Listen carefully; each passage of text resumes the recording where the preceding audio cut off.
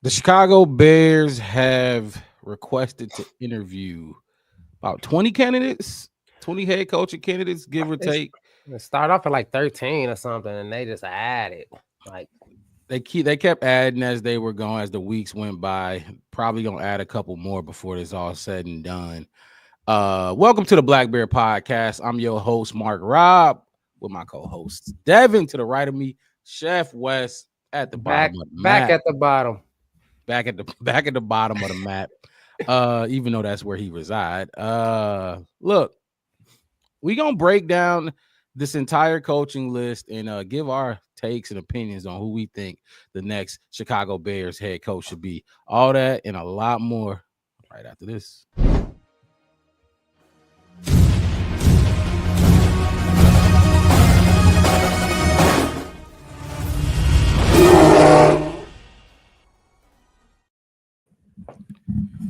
Fellas, fellas.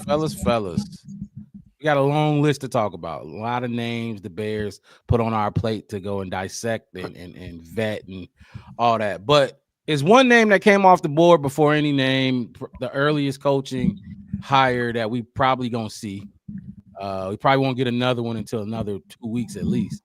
But Mike Vrabel, and we was just talking about it before we went live. Devin, you raised the question. What was that question? What was the question again? So basically, you guys think that they did what was his name, Mayo? Yep, Yeah. Gerard They, Mayo. do you think they did him dirty a little bit by kind of sticking him into a situation, maybe already anticipating that Vrabel? Because with Vrabel, he wasn't a head coach last year. He was just a consultant with, I want to say, the Browns, Yep. but he was a consultant with somebody, so he wasn't under any type of like regulations about being able to be talked to or discussed. And with him being with the Browns, kind of anticipated maybe they don't go to the super or go to the playoffs, so he could start shopping himself around a little earlier this offseason. And kind of like maybe there was kind of a thought process of we'll bring this guy in just so the next guy that we want doesn't have to follow the years of Belichick. This guy will come in, have a bad season for us. We'll get a high draft pick, and then we'll go out there and get this next head coach that we already wanted. Wes, you wanna jump on that question first? Um. Yeah. I jump in. Mine is pretty simple. To me, I don't think they did him wrong in the sense of it wasn't like it was, he was an experienced head coach already, or he had to think. I think it was a more let's try and see what you bring, kind of we can't do any worse. And if like you said, Devin, if push do come to shove, they knew Vrabel would be on the market the next season. It's kind of like we did with the first overall pick when we traded away because we like, do we want Bryce Young or CJ, or do we want to kind of make that, kind of thing? Well, this Caleb guy's coming out and this Jayden guy's coming out and this, Knicks might be coming out next year and all that kind of stuff. We can defer and more than likely get a higher pick next season with a better class. And then let's just go to it. And I think that's what they did. And when they saw what he did, and I don't think the talent or because they knew that they was anybody probably would have. I mean, you could have put in almost any experience. I mean, Bill could have been there, and Bill probably wouldn't have won more than three to five games easy anyway. So I don't think the results was the reason Mayor got fired. I think how he was as a head coach, like, okay, bro, just to be honest with you, like, you're not really ready yet. And we know Mike Vrabel's ready. Everybody knows Mike Vrabel is ready, and he's been ready because he was in that situation, and I think it's in Tennessee, and they played against the Patriots, and they saw him coach, and they seen what he is, and they know him. So I think they kind of knew, like, hey, look, it's a better head coaching class that might come out, the next season if Mayo don't actually work out. So I'm right there with you. I wouldn't necessarily say they did him wrong because honestly, I feel like he knew. I feel like he saw it coming. The moment Mike Vrabel name popped up in the news about being available for as a head coach for one of these teams that need one. I feel like they knew, and Gerard Mayo knew. And let's be honest, New England was talking to Mike Vrabel all season. Yeah. They've been talking about this the whole time. This is one of those things where, and I know a lot of people upset, like more so than doing Gerard Mayo wrong. They upset that they kind of just flew past the Rooney Rule, which, in my opinion, look, that's them people. That's their team. They know who their guy is. You know what I mean? Do what you can to go get them. You know, yeah, you probably should respect the Rooney Rule a little bit more, but they fast tracked it because they knew who they wanted, and that's the whole point in interviewing these coaches in the first place, right, to find who you want. So they wanted Vrabel. I think Mayo knew they wanted Vrabel. They knew they wanted Vrabel. It was kind of a done deal.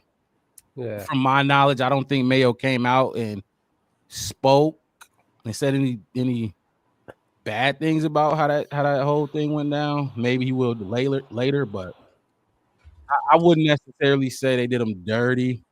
Unfortunate for sure. Unfortunate for sure. I don't know what his contract was. If it was like a 4-year contract, hey, pay you for the next 3 years and you ain't even working. Kind of like Eberflus and Shane Waldron right now. We still got to pay them. And that could be it. They could have let him know in the door, like, hey, look, hey, if push come to shove, like if you ain't, hey, look, you know, you still gonna be getting paid. And I think his contract was pretty good too. On top of that, it wasn't like it was, crumbs that they gave him. I think he had a pretty decent contract. And like I said, right, like, time to go back to the board, go maybe be a coordinator or something, or go to the collegiate level, and do something, boost your stuff up, and then come got that experience. So come back and take another swing at it. But like I said, everybody knew that New England was gonna get Vrabel. Like they was the favorites to get Vrabel. I mean, it's just. I mean, to me, it was a no brainer. Like I said, I wish I was a fly on the wall during these negotiations so I can see exactly, what was said. Because we're gonna see the contract there. I mean, that's gonna come out, but the negotiations of it, like Devin was saying before we went live about how Vrabel went around and took other interviews, knowing he wanted to be at the Patriots, knowing he wanted that job, knowing he wanted to be there, knowing they wanted him, that was almost certain. But just to say, hey, look, just in case you try to get that family discount or something like that, and you trying to lowball me, maybe because you still paying Mayo and you kind of want to save some money or something like that. Just to let you know, other teams want me. Chicago want me. These places want me. Dallas might want me. These kind of people. So yeah. But from the initial question, I don't think they did Mayo wrong, and I think we knew Vrabel wasn't our guy. And let's be honest. I mean, New England gave him what Chicago couldn't. Like he's gonna go there and have full control of player personnel. That entire building, he'll be the team. He won't be like the actual president, but he'll be that. Exactly what Bill Belichick was. He ain't getting that in Chicago. No. Ryan Poles, there's Ryan Poles and Kevin Warren. You're the head coach, and that's it. And we gonna collaborate on who we bring in. Nah, New England, he has full say so on what goes down and who comes in and who goes out. So that's another reason he was going there. And people want him. They can make it about Drake May versus Caleb if they want. I'm sure he like them both, but I don't blame him. I don't blame him. Like you said, we all saw it coming. So yeah. All right, Mike Vrabel out the door. Gone. Mike Vrabel is gone, and I was on the record.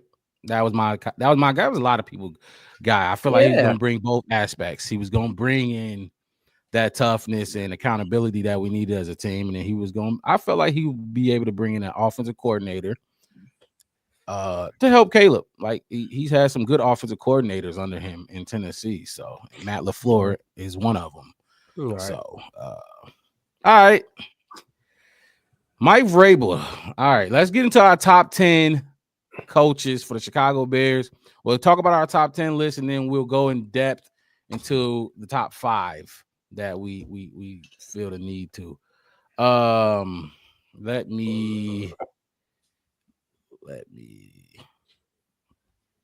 All right, top 10. Anybody want to go first? Anybody want to volunteer to go first, or I can get my list first? Yeah, Mark, you go Look, ahead.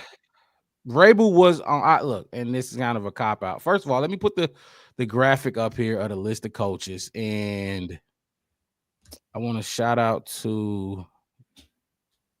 This is a graphic from CHGO. They had the best graphic I saw out there, the most updated one. So I grabbed that one and put it up. Let me move this.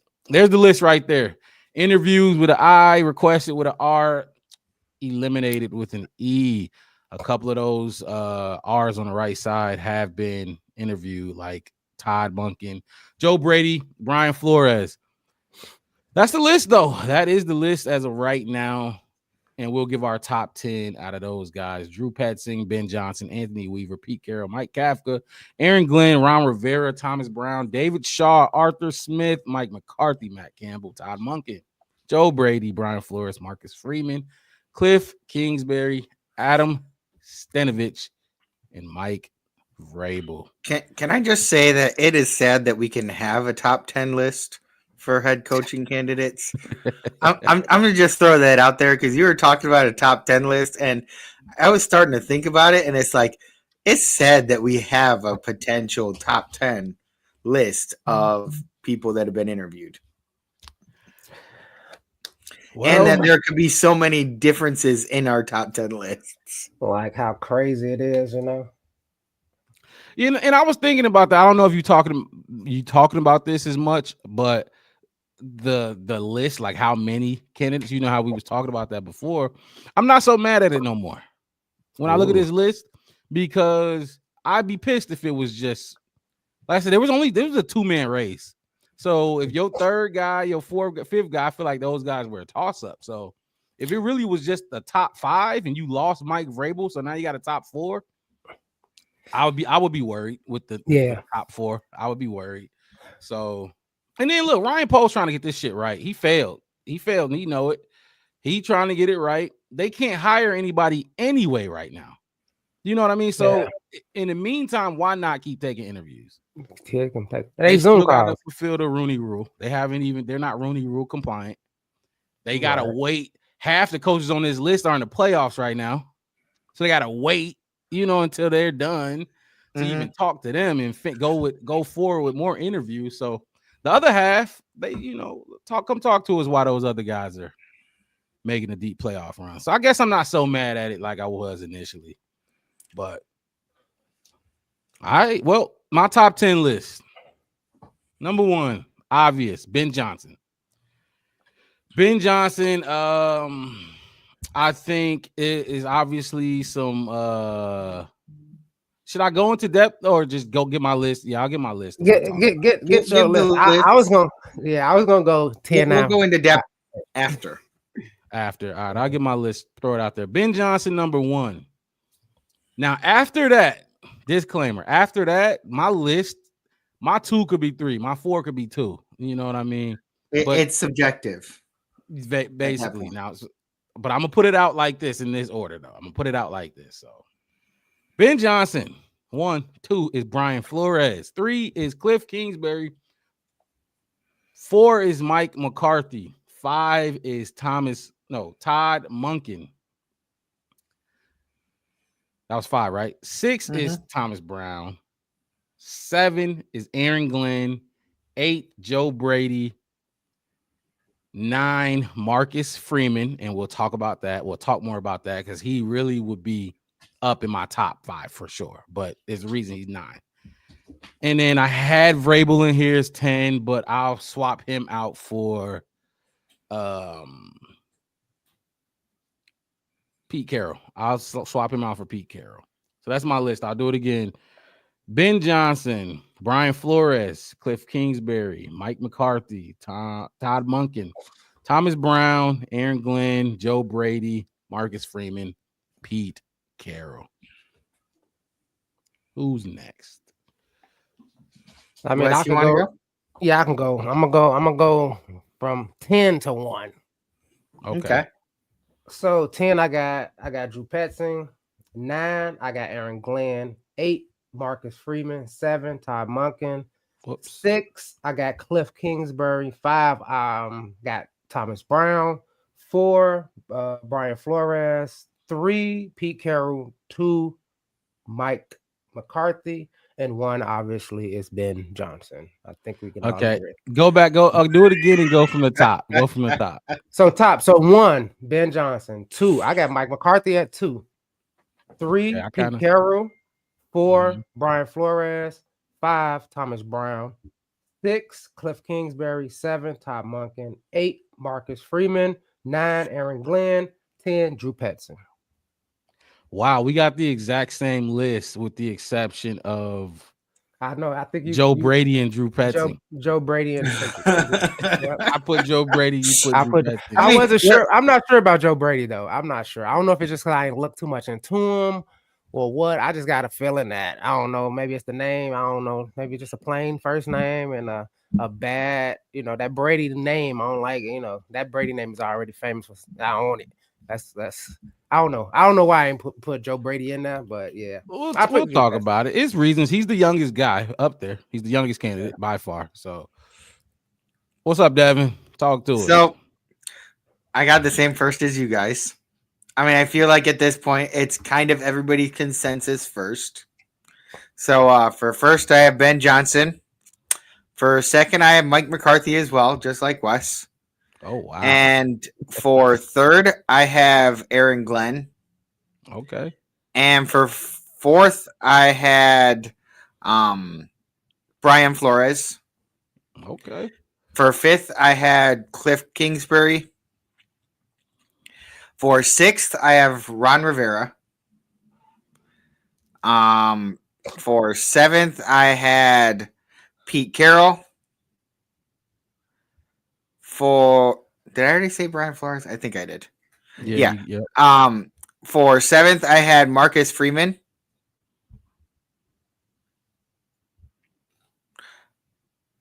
No, for seventh, I had Pete Carroll. For eighth, I had Marcus Freeman. Okay. And for ninth, Joe Brady. And I couldn't even really figure out who I wanted for the 10th spot. I'll pop the list back up and then just pick one from the list. That's kind of what I just did because I mean, I'm looking at the list. I'm looking at it on my phone, and to be quite honest with you, 10 is just kind of. I'm gonna just go ahead and say Mike Kafka. Mike Kafka. Okay. So, but like, go ahead. Really, when it came down to it, like my list was really only about 7, maybe 8 people long. Oh, I know it. And then the last few of them were like, okay, if we can't get any of those 8, then these guys would probably be the best of what is available.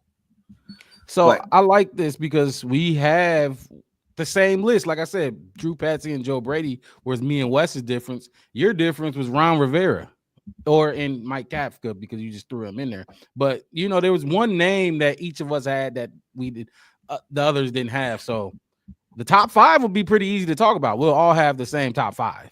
You know what I mean?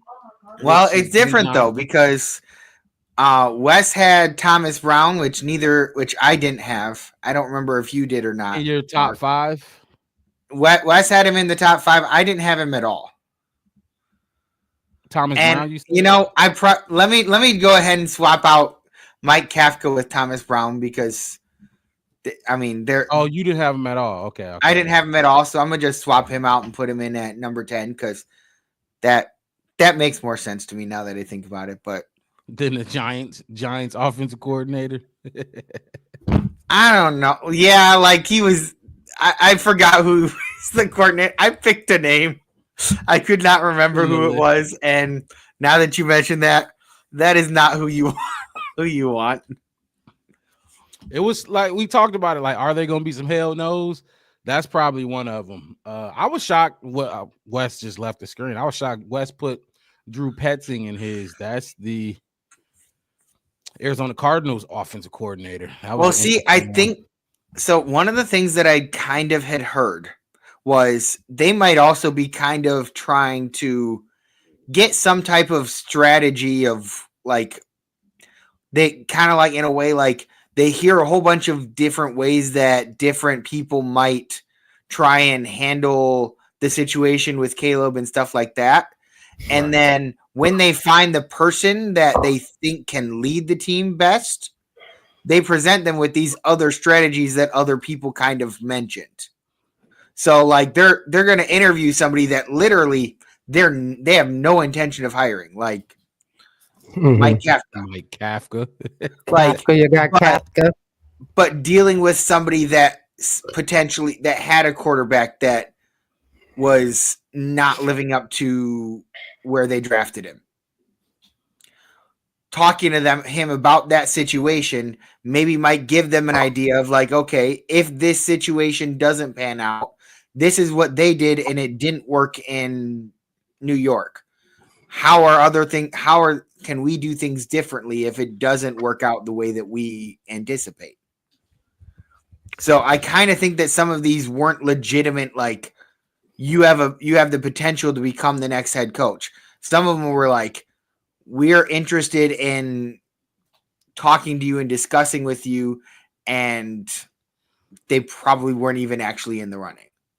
And don't be surprised if we see some of these names pop back up after we hire a guy and we start talking about these dudes as offensive coordinators, defensive coordinators. That's what I was thinking as well, like pairing them up. But some of the names like Brian Flores, Aaron Glenn, those guys aren't necessarily going to be leaving their team to come be a coordinator somewhere else. Coordinator, right? Yeah, no, I agree with that. That's why. Look, Shane Waldron did that, and I don't know why he did that. It was always funny to me. Why are you not elevating to a head? Why are you making a lateral move to another team and be the same? Well, he liked lateral moves. He liked laterals. He definitely did. Yeah.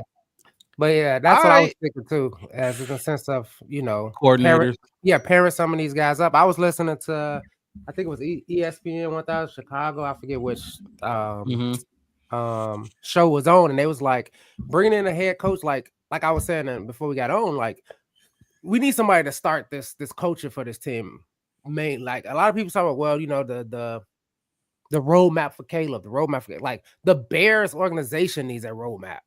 Overall, like we need somebody to come in and set the tone and set the stage. And you may even, like you were saying, as bringing some of these other guys in as coordinators. Some of them might know on a lateral move or not, but just like a lot of people give Dallas that credit of America's team, and this is a prestigious job to have as the head coach or to play for the Dallas Cowboys. It's a big thing to be a Bear. I don't care what nobody say. That's the reason, we're not the only sucky team in the league, but we get talked about probably more than anybody else. You know what I mean? Whether they, anybody like it or not. And to come in, like I said, if you come in and you set the tone and you build up and you kind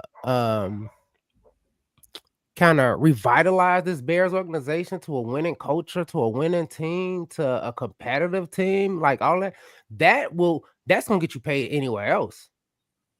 Like, hey, look, that's true. Look, I was on the staff that you can prove that you're up to that challenge. Right. From that, I took Chicago from 5-12. I was on that staff that we went from 5-12, and in 3 years we was, 12-5 and 11-6, and we won a divisional round game. We was in the NFC Championship and almost beat yada yada such and such. Double doink got us out of it, but you know what I'm saying. That's gonna get you. That's way better than if you did it in Jacksonville. If you did it in, even look at Eli Manning. Like Eli Manning won 2 Super Bowls with the Giants, and he's still the least Manning talked about just because, you know what I mean? And Peyton did it in Indianapolis and Denver, which is not, I wouldn't call them giant markets either. New York is a way bigger market than Indianapolis and Denver. But, you know what I mean? Their football lineage is kind of like, oh, okay, y'all won before, y'all won. Like the Ravens was a good team. Yeah, we know, but y'all won. It's Baltimore. But if you do it in Chicago, you do it in Dallas, you know what I'm saying? You do it in Pittsburgh. You know what I'm saying? Like, you can go anywhere you want. You can name your price. So I think that's more intriguing on being a lateral move, especially if it looks like they got their shit together. You know what I mean? Like, oh, they're doing it. You know what I'm saying? You look at, okay, they got the right head coach. Okay, yeah, I can come over. I see what they're doing. And I think that's what we failed at, because a lot of the times we hired. They like, oh, y'all hired Matt Nagy as your head coach. You think I'm going to be his offensive coordinator? He was just an offense. You know what I mean? Like He's an offensive coordinator now. Like right. like He's back at it. Yeah. he's So well, but like even when they hired him as a head coach, that's still all he really was. Just like Flus, he was really uh a defensive coordinator with like a high pay raise or whatever, because that's really all he was for the Bears. And he was about to get fired in Indy, which people know now. He's gonna get fired when we hired him. I want to address this comment real quick. He said, "Black Rain." First of all, appreciate you being in the chat. He said, "So Pace will link up with Flus." I did hear that he had an interview with Falcons today. Did he? I knew about for the defense as a defensive coordinator. Right. Atlanta, which I'm sure everybody was aware. Raheem Morris, he's done a fine job. They're gonna keep him at head coach for a little bit, but I heard about the Bengals. That could be an interesting thing. Like if he can basically go somewhere and prove that, like, because if he goes somewhere and he does well with the defense, and then we bring in somebody and they can't right the ship in Chicago, he might be able to kind of point to Chicago and say, hey, it wasn't my fault. Chicago was failing. Clearly, they bring in a new head. Like he might be able to kind of catapult himself back into the head coaching talks again if we can't succeed without him. If he does, and I think he will do well. Like I said, I always said this about Flus. I thought Flus really good at defensive scheming. He was a good defensive coordinator. He's good on defense. You got to respect it. So I do think he'll go to Atlanta and have some success there. But kind of like Nagy, I think it'll take the success of his own team for him to get future interviews. I think he'll get some future head coach interviews if he's successful on defense. But when Nagy left us, we still kind of stunk when Nagy left. But although I will say in head coach conversations, he probably is getting more interest as a defensive coordinator right now with how poorly the Bears did after they fired him as far as their defense. For sure. Their defense fell apart after we got rid of Flus. And that probably was like a very big sticking point for him when he's being interviewed. Like he's like, well, I made the Bears what they were defensively, and now that I'm gone, they're just falling apart. Well, I mean, like that's definitely a good thing for him to be able to bring up in interviews. Yeah, he and that's one thing, and we can move on to our getting into depth on these coaches, but firing Eberflus was not the right move. It just wasn't. I was wrong about that. Rarely anything good happens when you fire your head coach mid-season, and we saw that nothing good came from that. It was just get him out. Well, one good thing came from get him out. And what was that? We beat the Packers. I mean, we did beat the Packers. Let's be real. Like, if we don't fire him and there's even the slightest chance that we lose to the Packers in that game, I'm firing him every day of the week at that point. Getting that one win over the Packers was good enough for me to accept that firing him led us to that situation. Yeah. I see where you're coming from there. I feel like he probably could have beat him himself, just because. Well, he should have beaten him the first time too. Let's be honest. That's true. But I feel like, I still do feel like there was a big, like we could have. Part of the reason we lost that first one was one, how far away the kick was, the field goal attempt, and there was enough time to get closer. And we let that whittle away without him calling a timeout instead, which would have been better. And so his decision-making could have cost us that game. We don't know what would have happened if we had gone and tried to get a little bit closer. I think there was like a whole 20 seconds left that we could have run another play, and they ended up like waiting until it got down, and then they called the timeout and sent the kicking unit out there. I mean, he did that last season with Justin. When we had Justin, remember a lot of the end of the games, he kind of like he was scared to win. It was like we were right there, and then something dumb happened. You know what I mean? He, instead of kicking it or taking the points or whatever, or bad play call, like, okay, cool, we were right there, just kick the field goal and take it and go. Okay, let's try to do this or try to do that. And I think that in itself made him vulnerable in a sense of, you can tell he was kind of like a full head swipe away from doing something boneheaded, like in the quarter stuff, like especially like in Arizona, like at the end of the half, it's like, bro, like you thinking they just gonna say, okay, we're winning, so let's just go into the half and win it, and they bust off that, what was like 50-yard run.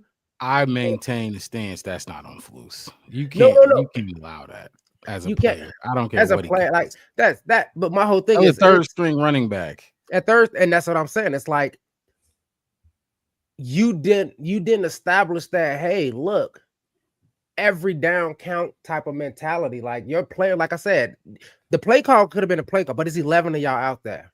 He could have got a 25-yard run and got pushed out of bounds, but it was a 50+ yard run.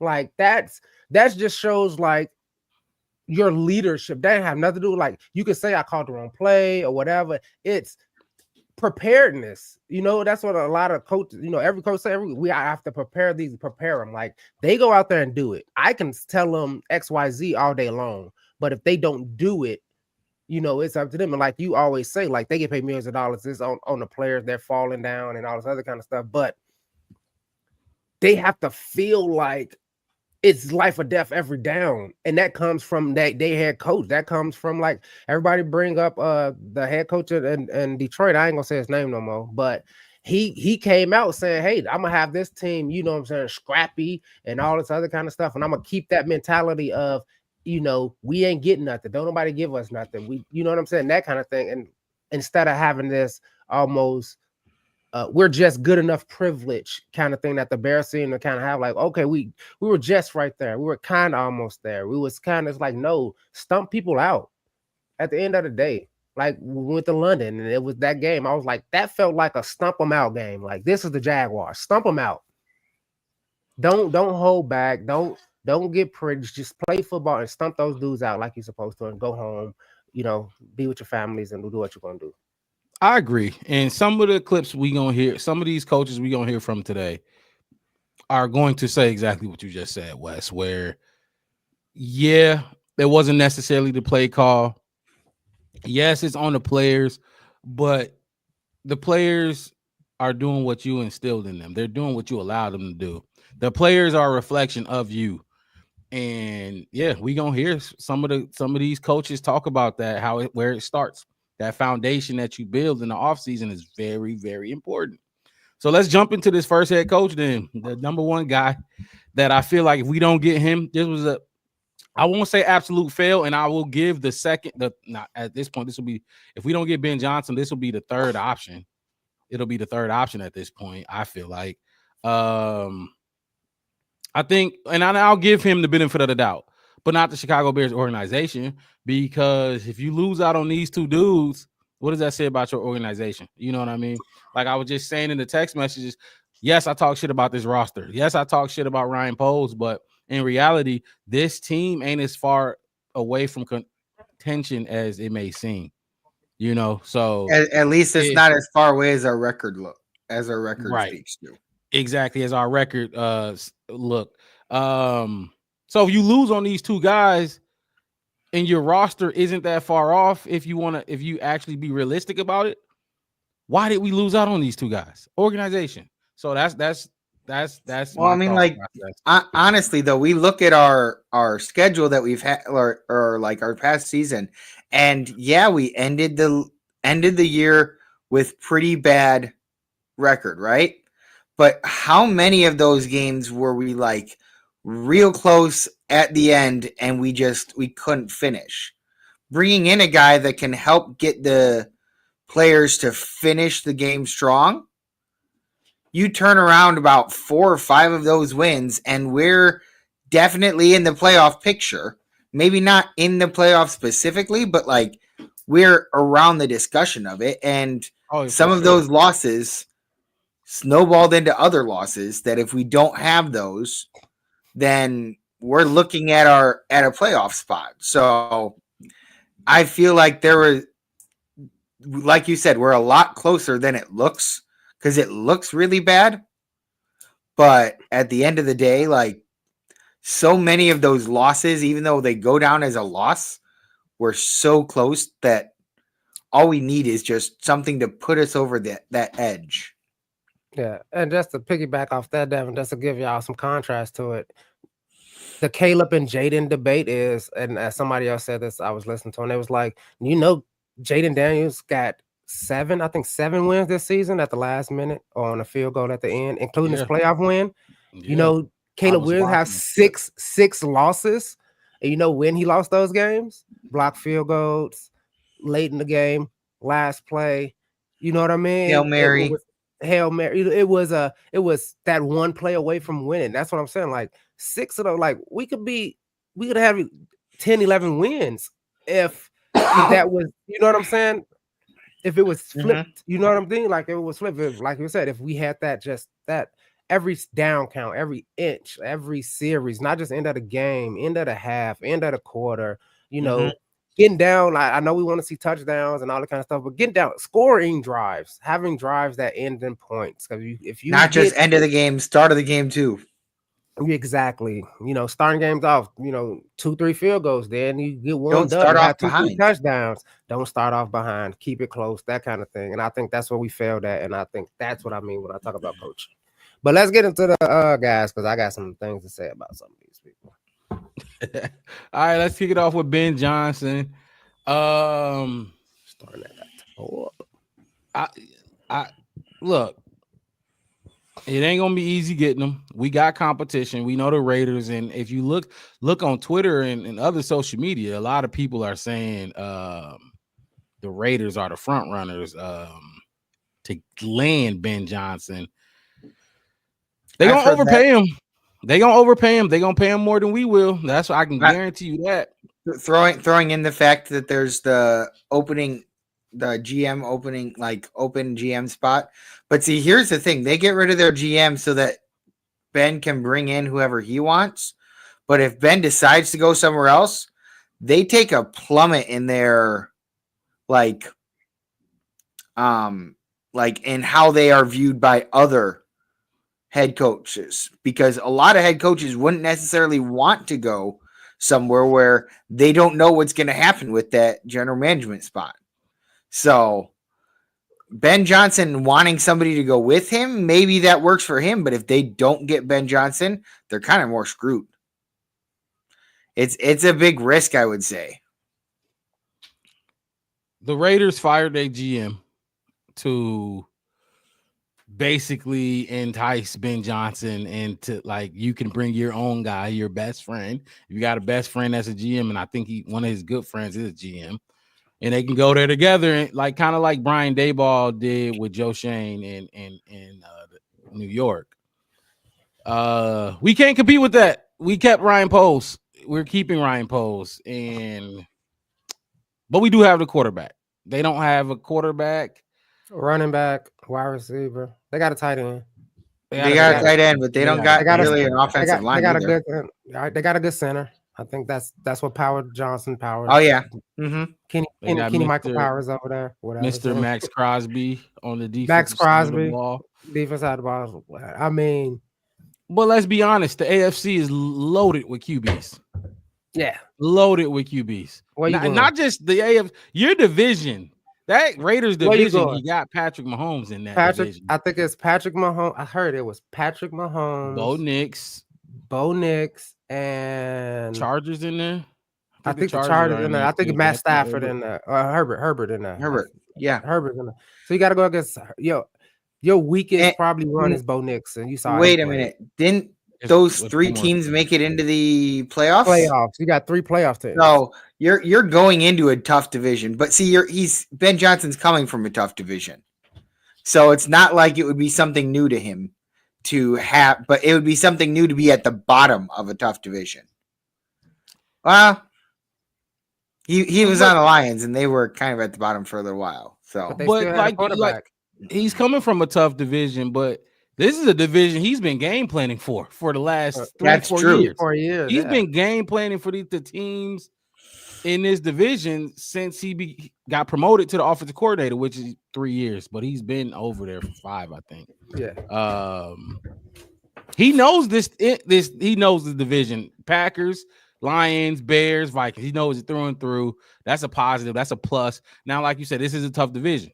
I don't know if they lose both coordinators, if the Lions still gonna be what they are, because Aaron That would Glenn be is interesting. too. Well, but see, I think with Aaron Glenn, if he doesn't come to like somebody like the Bears, I don't necessarily know if he's getting a head coaching job out there somewhere.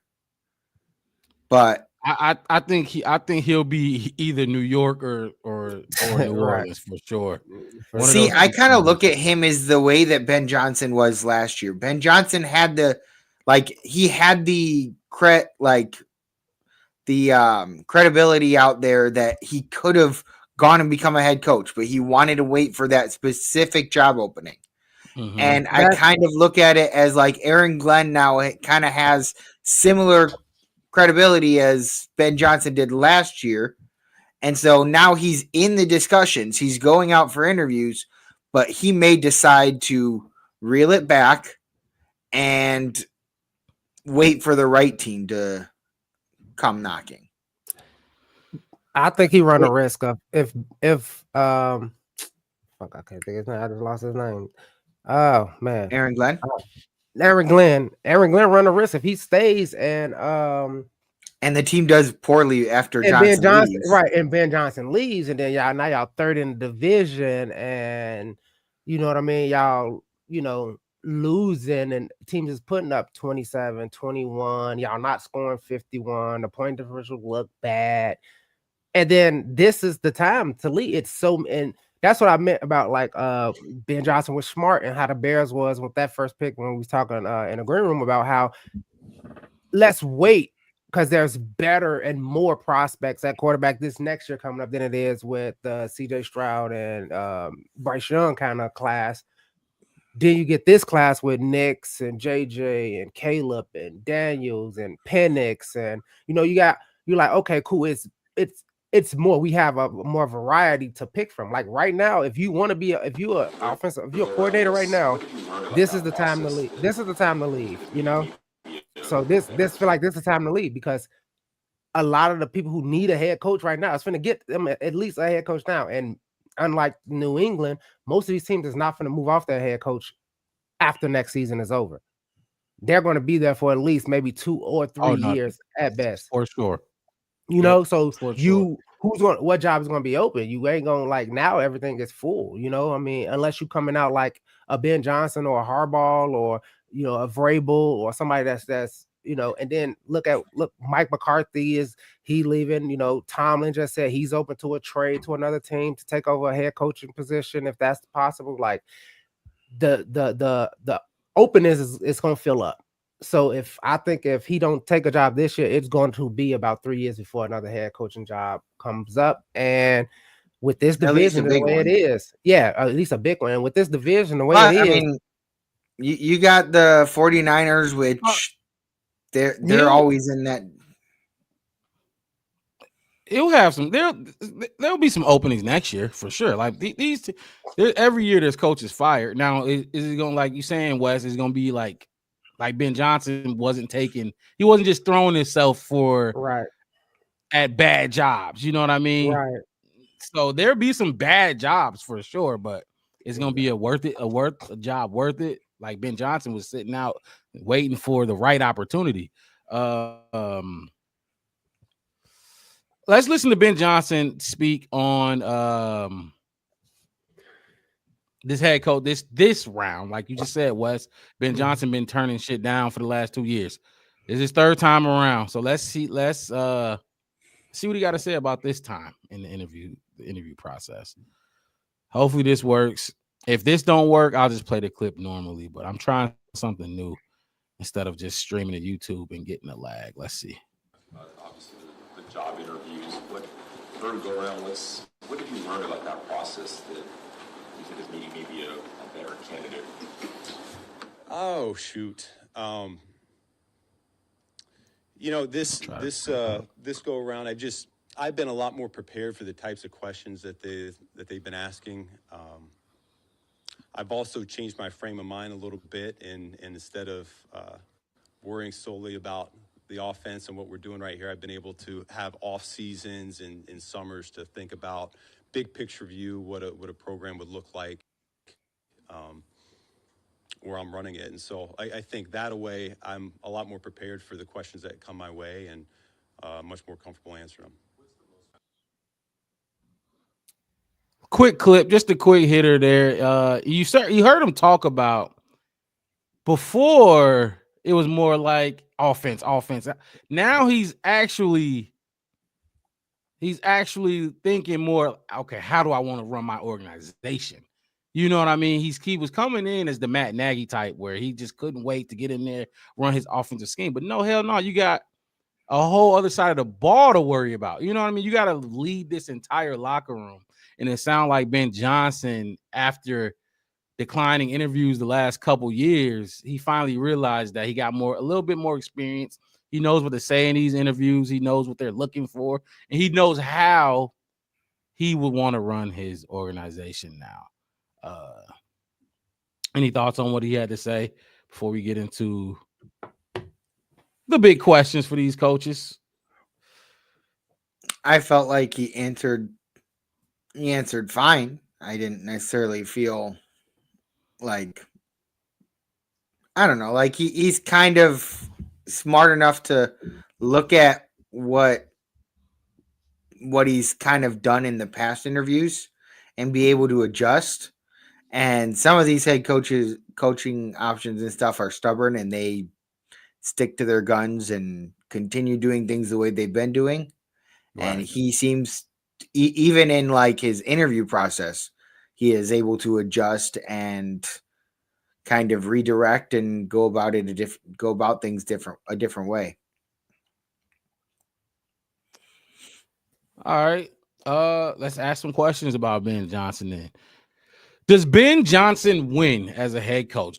As a head coach candidate or coordinator, whatever you were doing before the interviews? Do you win? Obvious, they win in Detroit. They won the last 3 years. I think I have Ben Johnson has a 70% win percentage since he took over as offensive coordinator. That is insane. Now, obviously, it's not all on him. Aaron Glenn, another top candidate, is helping do that. But yes, he does win. He does win. I don't think that can be argued. Can he lead though? I think that's the big question when we talk about Ben Johnson is, can you lead a room? Can you be the guy? Because that's Dan Campbell. Dan Campbell is instilling that culture, and he built that foundation. You know what I mean? Can you come and do the same thing that he did? That would be one of my questions for Ben Johnson, or concerns for Ben Johnson. Yeah, I think that's my concern as well. It's kind of like, can he pass the test? At the end of the day, like, you're a good student, you answer the questions in the class, you do your homework, all that. But when you sit down for the final exam, that big final exam, can you put it into action? Can you do it? I mean, it's obvious he knows. He knows, right. I mean, he knows football, obviously. He knows what it looks like to build an organization. He knows what it looks like to lead men. He knows what it looks like.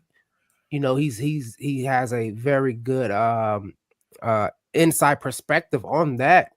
But can you do it? You know what I mean? At the end of the day, you got to be able to do it. Can you do it? Especially when it's rough and you have to have those angry conversations, or those what polls call them, healthy friction or something. Healthy friction. That's what he said. Healthy friction, right? You got. Are you okay with that? Can you do it?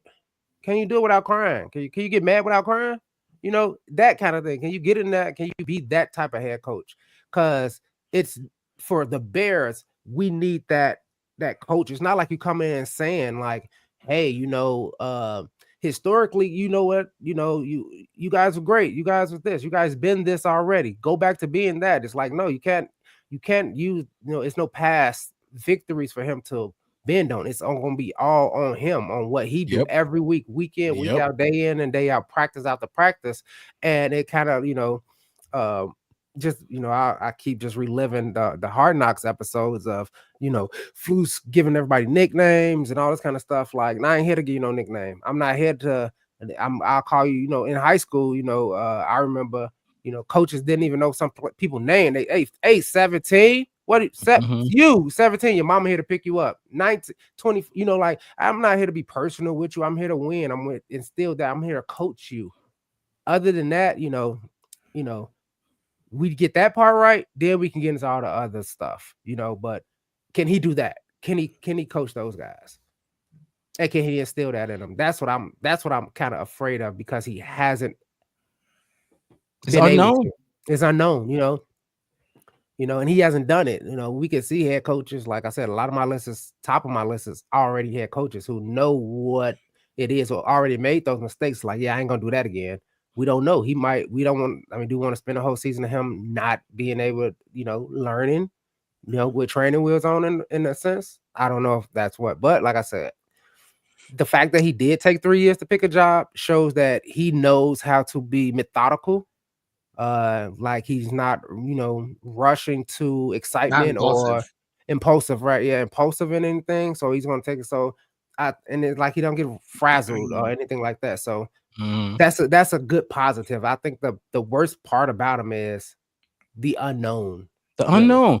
And I like that he's, like you said, the fact that he took a couple years to actually, be for real about this process. Self-awareness.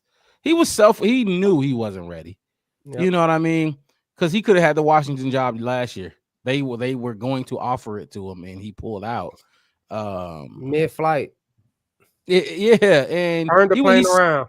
very self-aware of himself, and he wasn't ready. He didn't feel ready, and he felt there was more to learn. So I like that. But you talked about head coach experience, and a lot of the coaches on your list and all of our lists have head coach experience. That's another question I have for these coaches that we're talking about. Do you have head coach experience? And he unfortunately does not. He's one of those we're trying to find a Sean McVay, a Kyle Shanahan. We're trying to find out, you know what I mean? That's we're But trying I to will find I will Evan point out, O'Connell. you don't find the like Sean McVay, Kyle Shanahan. You don't find that unless you take take that chance. Yes, high So risk, he high he reward. is the most likely out of the people that we have interviewed, at least, that I believe makes that jump to become a good head coach. Mm-hmm. Now, he still needs to do it in somewhere for it to actually stick. But wherever he goes, if he can make that work as a head coach, he's going to be there for pretty much the rest of his career, most likely. Like that's kind of how it goes. You can't. I mean, you're hoping to find that one coordinator that comes in and becomes a really good head coach, and if you get the opportunity to get them, you go after it. That's one of the reasons he's at the top of my list. And so my dream scenario in this situation would be getting Ben Johnson and having him bring on somebody like Ron Rivera as his defensive coordinator. Like that, because that would be showing that he understands that he hasn't been a head coach. So to bring in somebody that can kind of help you along the way in the things that you don't understand about being a head coach, especially on the defensive side, that would be my dream scenario. And if the I don't know if it will work, because I don't know if Rivera would be like, okay, I guess I'll just take this defensive coordinator spot when there are still so many other head coaching spots out there. So I just think that would probably work out better than just bringing in Johnson alone. Would be bringing somebody else in that has some experience kind of handling a whole team. And I agree. I completely agree.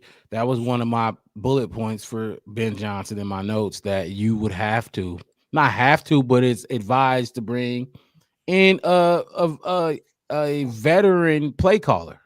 whether it's on the or veteran coordinator, whether it's on the offensive side of the ball. I know Ben Johnson will be calling the plays, but like you said, Ron Rivera on the defensive side of the ball, somebody who's done it before, somebody who knows this business as a head coach to help mentor them, guide them, just give them advice along the way. You absolutely cannot bring him in like Matt Nagy and have no connections, like have none. Matt Nagy had no connections. He's only worked under Andy Reid, so he couldn't bring anybody from Andy Reid's staff. So he didn't have coordinators that he knew. He didn't have some OGs in the game that's been in the game that bring to Chicago and help him. So instead, he interviewed some dudes he never met before, and he brought them in, and the shit didn't work out. It just didn't work because they didn't know each other. They didn't know what was going on. So now I like that point in bringing in Ron Rivera. I was actually thinking about that because I don't think Ron Rivera will get a head coaching job. So you want to touch on that, Wes, before? Yeah, I mean, yeah, that's what I was thinking too. I was thinking something along the line because, to be honest with you, I don't think I think it's a 50-50 chance of getting Ben Johnson.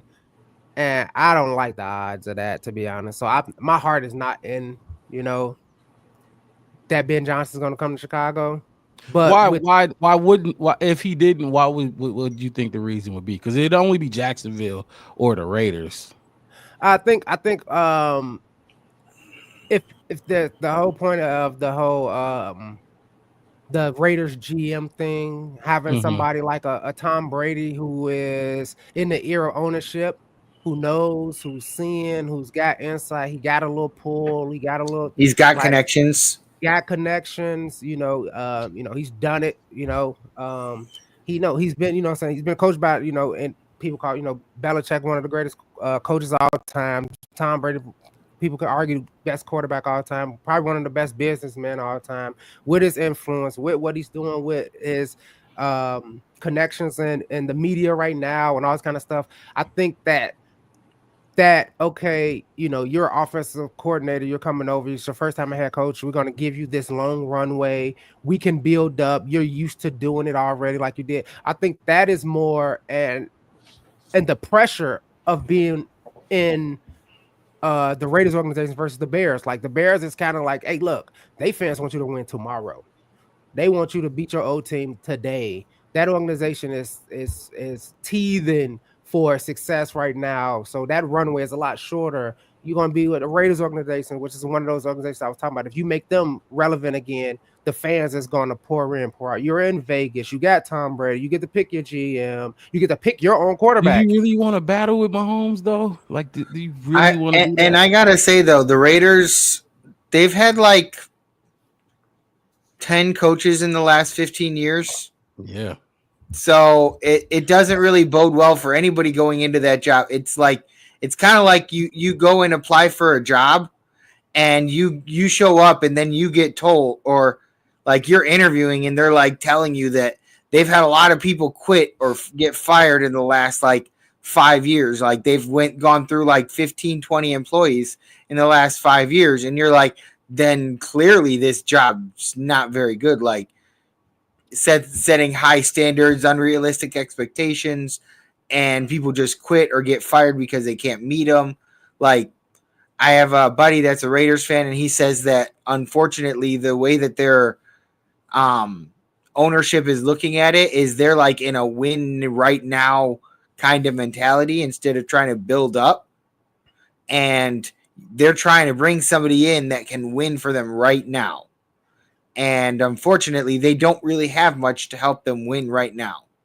And that's exactly what I'm saying. Like that is, I get everybody's in a win right now mode in that sense. But I think, and True. from what I heard, is that they're crockpotting this team right now. Like they're like, we know we don't have a quarterback, we don't have a head coach, we don't have a GM, we don't have a good run game. Our offensive line is subpar, bottom of the league. Our receivers are non-existent. But this is a new, like we were talking in the last offseason about, this is the new Raiders. This is not the Oakland Raiders. We're talking about the Las Vegas Raiders now. Now you're talking about like coming to a place where, seats is packed. Well, it's kind of like the head coach down in Miami when he first got there, and they put the side by sides of him coming in looking like he just graduated from Harvard, and then 3 years later, you think he with the cartel. He got the sunglasses on, he got the orange tan, the pineapple shirt on, the rollie shining. You know what I'm saying? It's that transition, and that's what Tom Brady is putting in the ears of that ownership. And that's why other people are buying into that team. It's other people still buying stakes and 15, 11, and 12% into the Las Vegas Raiders. They like, we know where we can go. And I get it taking fans out of it. But as that organization looking, it's like, hey, look, we got it. We got Tom Brady knows Tom Brady phone is packed. Tom Brady phone is packed with players. He better not fall into that trap because Tom Brady is. I mean, look what Michael Jordan did with Charlotte Hornets. I mean, yeah, it's a different ball game. I think Jordan is not Tom Brady, like as far as personality wise. I'm saying just great players moving into ownership. It doesn't necessarily translate. And I don't know. I'm just talking about resource. Take a look at Magic Johnson though. Magic Johnson is a former player that.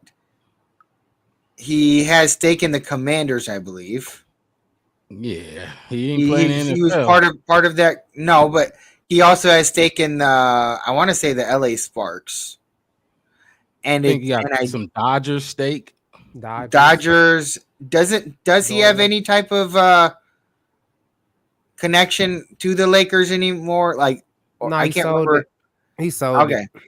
But like he seems to have done pretty well with going out there and being able to judge talent regardless of the sport.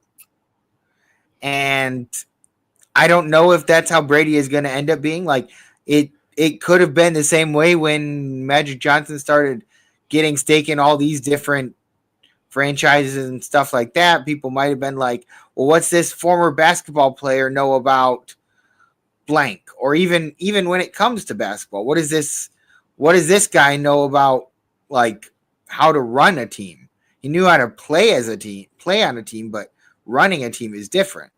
And it only time will tell with Brady, really, because all I'm saying with Brady and Magic Johnson, they got the phone, they got the number, they got if somebody called, no matter what level it is, what business, what resource. Hey, Tom Brady on the phone. He want to do a deal. Right. Tom Brady. Oh yeah, I'll take his phone call. That's why Ben Johnson took the interview. He wasn't going to interview with the Raiders. Tom Brady convinced him. Tom Brady called. Yeah, Tom Brady said, "Hey, it's Tom Brady. It's TB12. What's up, Ben? How you doing? Yeah." But yeah, I mean, same thing could be said though. Like Mark was saying about Michael Jordan. Michael Jordan, if he called, 99% of the population would pick it up. Yeah. I think the only 1% would be like Isaiah Thomas from the Pistons. He'd be like, right. He not. But like, what I'm saying is like, so success-wise, Michael Jordan didn't get a team with the Hornets to be successful, but like as far as like monetarily, he made bank when he sold out when he sold that team. Like, he for like $6 billion or some shit like that. Like the difference between Brady, Magic, and all those is Michael Jordan don't make those phone calls. He's Michael Jordan. He's stuck in his ways. He feels like he's Michael Jordan. Like I'm not making that phone call. You're not finna use my name to do it without me. Make it on your own. He's that type of person. Like he's not going to use his prestige to give somebody a leg up. That's the reason his kids is not in basketball at all, or they don't play sports, because he's like, yeah, okay, if you're going to get into North Carolina, you have to play your way in. Like I'm not going to pay for you. I'm not going to talk to coaches to get you on those teams. I'm not finna do none of that. That's not how I got to where I'm at, and that's how, you know what I'm saying, that's not how you gonna get on your own success. And I think Tom Brady is a little different. Tom Brady likes using his leverage. Even the Dallas owner, he likes using his leverage against. I'm the owner of the Dallas Cowboys. I'm Jerry Jones. You've seen him in Landman and all this other kind of stuff, and doing like, you know, because he's Jerry Jones. He likes that kind of stuff. I think personality brings people into, and the willingness to do it. Some people just don't want to do it. And like you said with Matt Nagy, he didn't have nobody in his phone call. We gonna call his uncle to come and be the offensive coordinator. He don't know nobody. Don't nobody know him. Like you said, the only people he knew already was tied up with Andy Reid. Nobody else is taking no Matt Nagy call saying, "Hey, come be my offensive coordinator, my defensive coordinator, my QB coach." Like he don't know. So I think with I think that scares me the most about the Raiders. I look, if Ben Johnson were to choose the Raiders for Tom Brady, then he deserves whatever he gonna get going to that organization. Because how do you turn down a number 2 overall pick and then go to Tom Brady? That it just don't make sense. You turned it down, Washington job down last year to choose the Raiders job this year. It don't add up to me. You're right. But That makes a good Brady, point. Dave Lopez said Brady is calling the game today. He is calling the game today, and I'm sure y'all heard about it all week. He gets to he don't get to talk to those dudes for real, because he's a team owner. But you know how this go. He'll walk on the field. He gonna take a stroll. He gonna say what's up to Ben Johnson. They're gonna chop it up. They've already done it. So yeah, shake some hands. So look, it is a real concern. And like I said, if he were to choose, I can see the Jacksonville Jaguars. I can understand, but the Raiders job to me is just crazy to choose. Honestly, for me, the Jaguars is still kind of the same concept, though, in the sense that, okay, they have their quarterback in Trevor Lawrence, but in the fact that a lot of people are looking at him as he hasn't ever really stepped up to his potential that everybody expected from him.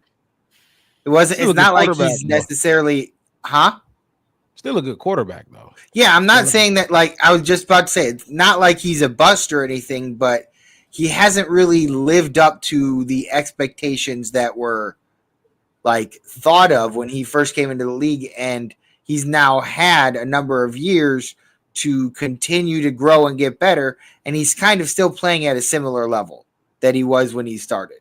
And I feel like maybe Ben Johnson thinks that he can basically bring out the best of Trevor Lawrence, but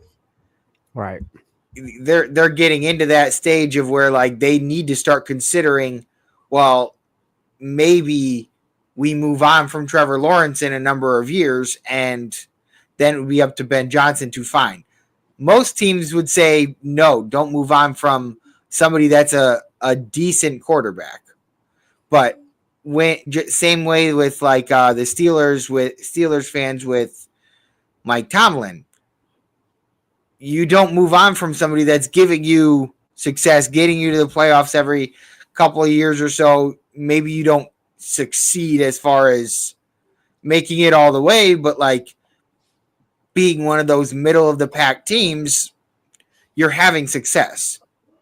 But when you have that for a very long time where you're still never really going up, people start to get, like, antsy and complacent or disappointed in not seeing more. You want to make a change just for the hell of it. Change to see if we can get something better. And if you don't, at least it's different than it was, and you can see where the problems are. I don't know. Like that honestly, I feel like Ben Johnson's best bet is to come to Chicago, but at the same time, I don't know if that's going to be happening. Because we won't be paying him the way that absolutely Raiders will. They should. They need to, but I don't think they'll throw the bag at him. The Raiders about to throw a bag at him for sure. But let's just look at the quarterbacks that are like that. To take on the Raiders, you got Josh Allen, you got Tua over there, Lamar Jackson, Joe Burrow, CJ Stroud, Patrick Mahomes, Justin Herbert. I'm not even going to say Bo Nix, but, like, that's a lot. And then you look at our conference. Who do we got? Jalen Hurts. We got Jalen Hurts, Dak Prescott, Jared Goff. That's like Jordan Love. I like Matthew Stafford over all of them, in my opinion. Yeah, like one thing that I find kind of interesting though is one of the positives that like Sean McVay is seen as one of the, like, premier head coaches around the league and stuff like that. not as much over maybe the past year or two, but like he's had some pretty good success. And at one point, somebody brought up a good point that like Ben Johnson took the quarterback that Sean McVay could not get to work, and actually made him work, like made him into one of the better quarterbacks in our conference in the NFC. And Like, I'm glad you brought that up, because that's the next question for that I have, the set of questions I got for each of these coaching candidates. What is your success with QBs? What success have you had with QBs wherever you were? And you just were talking about what he was able to get done with Jared Goff. I'll just read off some Jared Goff numbers just from this season real quick. 4,600 yards passing, 37 touchdowns, 12 interceptions, 72. This is the number that I like the most. 72%, 72 completion percentage. 72. I think he had at least a couple of games this year where one perfect game. Yeah, the perfect game that he didn't even realize that, or no, it was Campbell. Dan Campbell didn't even realize until in press conference when somebody asked him about it. He's like, shit, now I feel bad for giving so-and-so the game ball, because clearly there is somebody more deserving with Goff having a perfect game out there. I mean, I would say that's success with a QB, and like there is no ifs, ands, or buts about that. Like if you can do that with a perceived bust, or maybe not necessarily a bust, but when Goff was in with the Rams, LA with the Rams, he was not seen as like a success story. Let's remember the Rams, when they made that trade, the Rams had to give the Lions a first-round pick. They had to give a whole bunch of stuff, I thought. like if you compare what the picks and everything turned into, it's like a good portion of the Lions starters, like or people from that thing became starters for the Lion, like whether it be through picks or trade or whatever. But like that, and the Rams got Matthew Stafford and a Super Bowl. That's fair too. So I mean, that's why like that is one of the few trades that looks like it benefited both parties, both teams for sure. Like it'd be stupid for Ben Johnson not to take the Bears job, to be honest with you. I mean, and if you think about it, just given that scenario, I was gonna bring that up too. I was gonna bring it up at the end, like my final thought, but when you brought it up, Devin, it just made me jump on it. It's like that's what the Bears have done already. They made those trades. They got those picks coming up. They got that. They already got that, and we can bring up Jared Goff numbers, but you got to think about that. A lot of that is contingent on that offensive line and those two running backs. Because his perfect game, I think he was like only 17 for 17 or 18 for 18. It wasn't like he was 35 for 35. You know, like right. You know what I'm saying. So, and that was contingent on the game. Yeah, that's true. You could throw a perfect game when you up 51-3, because you only have to throw the ball 6 more times in that game. Everything else is a run. You can have a perfect game if you're only throwing 8 passes, and your run and your special teams done did all of this and put you up. So you throw a screen here, you throw a little dump down just to get a couple of extra yards to keep the defense true, or however you want to look at it. We like you said, I think you said in ground up, said on air, Mark, like we're closer than you think.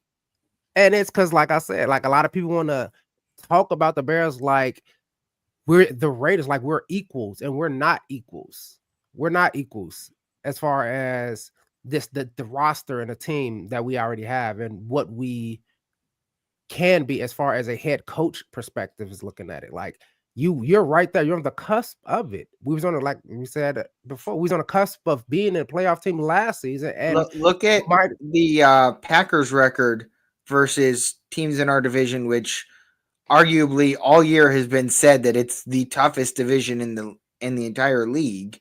The Packers record was 1-6. The Bears record for the division 1-6. Like yeah. and the Packers made it into the playoffs. Right. And my whole thing So is this to Mark's thing I was gonna get into at the end, but you said, do you want to go to the Raiders and be in that division with Patrick Mahomes and Bo Nix and Justin Herbert? Okay, you could argue the fact like, hey, you're gonna go to Chicago and you're gonna be in the division with Golf, Love, That ain't that. Come on, and now. That Darnold, ain't who Mahomes. look good. Now, my whole None thing of is those this. dudes are Now, close to Mahomes. my whole thing is this. Even if somebody want to compare that, think about it. You're not going nowhere. You're moving 5 hours west, yeah, right? you're In the going same somewhere division, to play people you already know. your game plan for the Vikings still stays the same for the most part. Your game plans for the Packers still stay the same. And your game plan for the team you just left is you. Yeah, You see, so like I said, I mean, see, here's the thing though. Like, if he comes somewhere he's going up against, say Aaron Glenn doesn't leave and he decides to stay. He knows Aaron Glenn's like mentality. Now, if they bring in a new offensive coordinator and a defensive coordinator because they need to bring in new guys for both of those, then it'll be a little bit more difficult for them, I would say, to be like, oh yeah, I know the Lions. You knew the Lions last year. There's a bit of a change in how they're going to be this year. He knows they're 53 though. He knows, hey, I know this defensive back been he knows people what about that hamstring they that he can been do. nursing. Yeah, we ain't talking about that little hamstring. We didn't know his tendencies. Like, I know him. I spoke to him. He told me that he don't like, you know what I'm saying? You know, he had those conversations with everybody on that roster. He knows those players. One pick. Do you think he's got a? So it really, like I said, I can see the whole the Raiders job and the intrigue of owning your own thing, but as far as smooth transitions, I think it's easy. So that's why I put him at number one, even though I'm like, look, I get it. I definitely get it. And if you listen, like I said, if you're on the social media, a lot of dudes are trying to spin it like the Raiders are the favorite. I just find that so hard to believe with that shitty. I think it was. Did you guys see the report from Adam Schefter that said, "Don't be surprised if the Raiders aren't as big of the front runner as it may seem when it comes to Ben Johnson sweepstakes or whatever." Like, he was out there kind of letting people know, hey, like, I understand that like a lot of these other analysts and stuff are trying to push the Ben Johnson to the Raiders thing, but don't be surprised if he goes somewhere else. And Ben Johnson really just wants the Bears to get their shit together. And Cornell Bryant in the chat, I appreciate you being in the chat. Hit that like button, subscribe to the channel, the Black Bear Podcast. I'm your host, Mark Robb, with my co-host to the right of me, Devin, and another co-host, Chef West at the bottom. Look, he said Marcus, he's talking about how the Bears are kind of changing, and it's not so much a guaranteed thing that the Raiders gonna throw money at Ben and the Bears won't. He said Marcus Freeman payout is $10 million. Like, I don't think they wasting people time anymore. Private jet for McCarthy. The Bears are opening up the wallet. Well, let's hold our horses there, because the Bears tried to. Reports have came out that the Bears have tried to. They were trying to virtual interview Mike McCarthy, and he said, no way, I'm coming in. And it was Mike McCarthy's decision to do it. That's our only in-person interview. Y'all think they just gonna start with Mike McCarthy? No, I think Ron Rivera had an in-person interview too. Did he come in the building? Yeah, I remember reading about that, and they had pictures of him out at like out and about and stuff like that, because he flew in for the interview, probably because he doesn't have anything going on right now. Right. So maybe it could depend on that, like, because he played for Chicago many years ago, right? Coached. Okay. And so he may kind of like be in the area. I'm not entirely sure, but he was definitely an in-person interview. If what I was reading was correct. Okay, but like I was saying, Mike McCarthy had to request the in-person interview because Ryan Poles was not going to bring him in. And it sounds like it went good. They had dinner and everything, like a lot of these in-person interviews go. They don't just go sit in the office. They eat and they have a nice spread nice meal and everything like that. But I hope Cornell, like you said, I hope the Bears are ready to throw the money at these dudes, because sometimes it does come down to money. It really does sometimes. But let's play this last clip of Ben Johnson just speaking on Caleb Williams, because I think this might play a big role. I hope it plays a big role in getting Ben Johnson here over From your assessment of him, having his own GM, which is important. Here you go. Ben Johnson speaking on Caleb. You see, this way I can pause it and stop it from here. Like, I don't got to go to YouTube. I'm not on another page making it lag. Look at That shit. Look. Man. Look at Mark producing. about Caleb Williams, just from your assessment of him, number one pick, do you think he's got a skill set that maybe a new coach would find appealing? What you've seen from his performance? Listen, it's been difficult to sit down and just study every throw, but plenty of crossover tape over the course of the year, and there's no question this guy's talented. I remember standing on the sideline last game, and just you can hear the ball whistle by you. He's got quite a fastball, and has some creativity to him, can extend plays, and is accurate down the field as well. So, like I said, I haven't really dove in and can tell you much more beyond that, but he's been impressive from afar. An out-of-towner question. I came up from Chicago.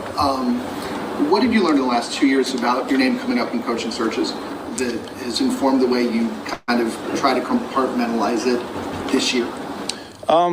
Yeah, I'd say I'm much more prepared than I was the last 2 years. The local media has been very gracious on me this year by not bringing it up all year long.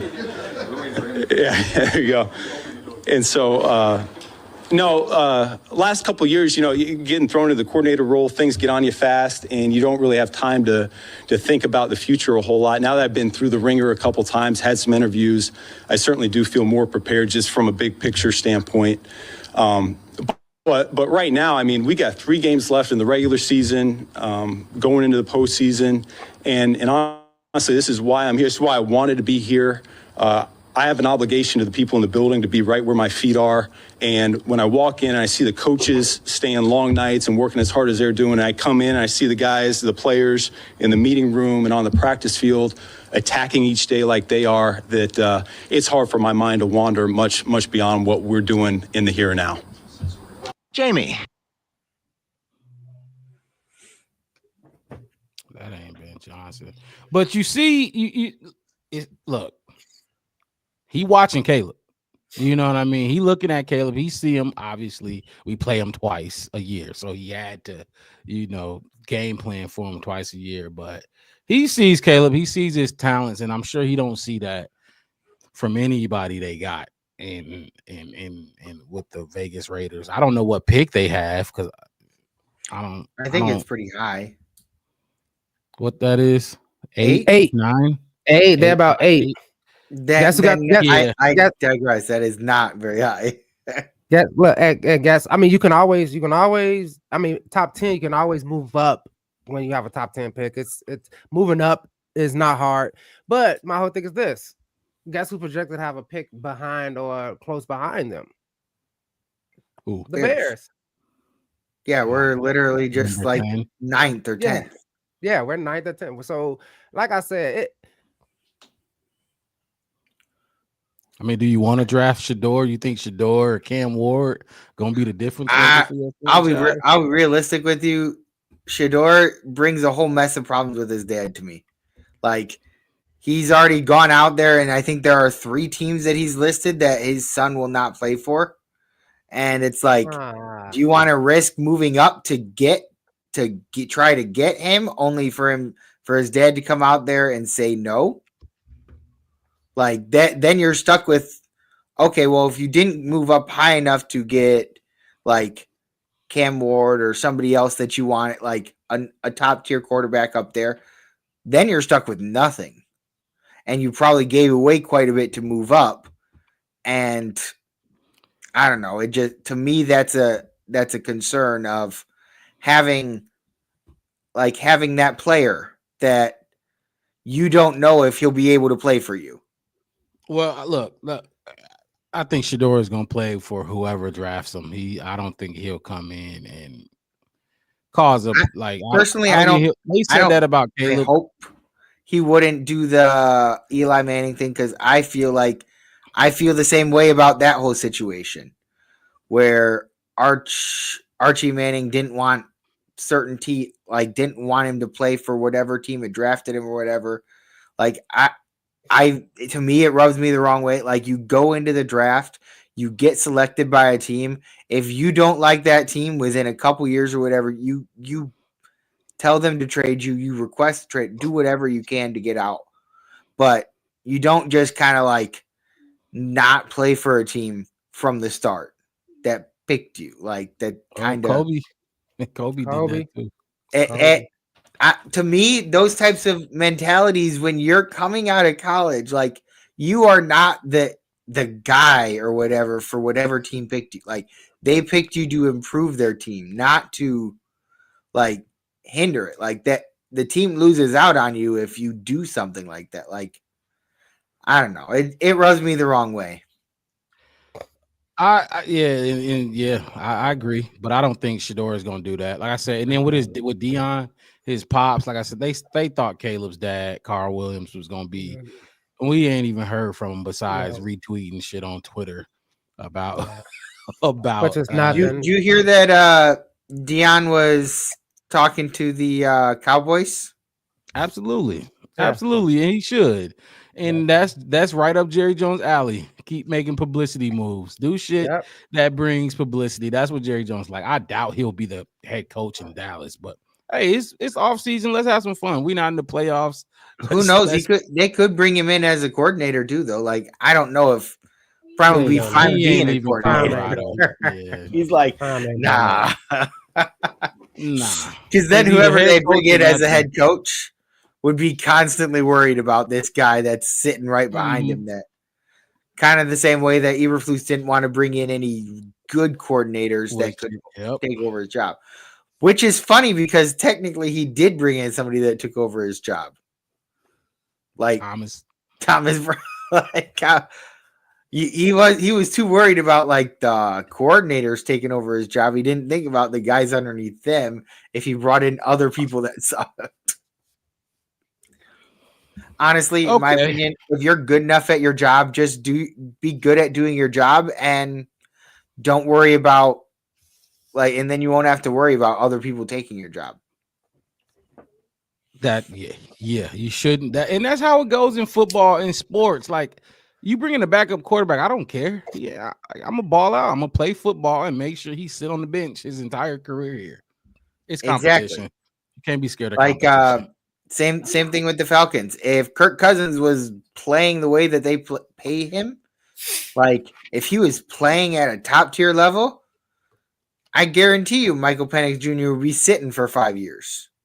Yeah, he was playing really nice at first, but I don't know exactly. And then when they got the opportunity because he just wasn't cutting it, and then having Penix come in and actually do pretty well, that's not going to go so well for Cousins next year. But he's going to be a big hit to the Falcons' cap space, though.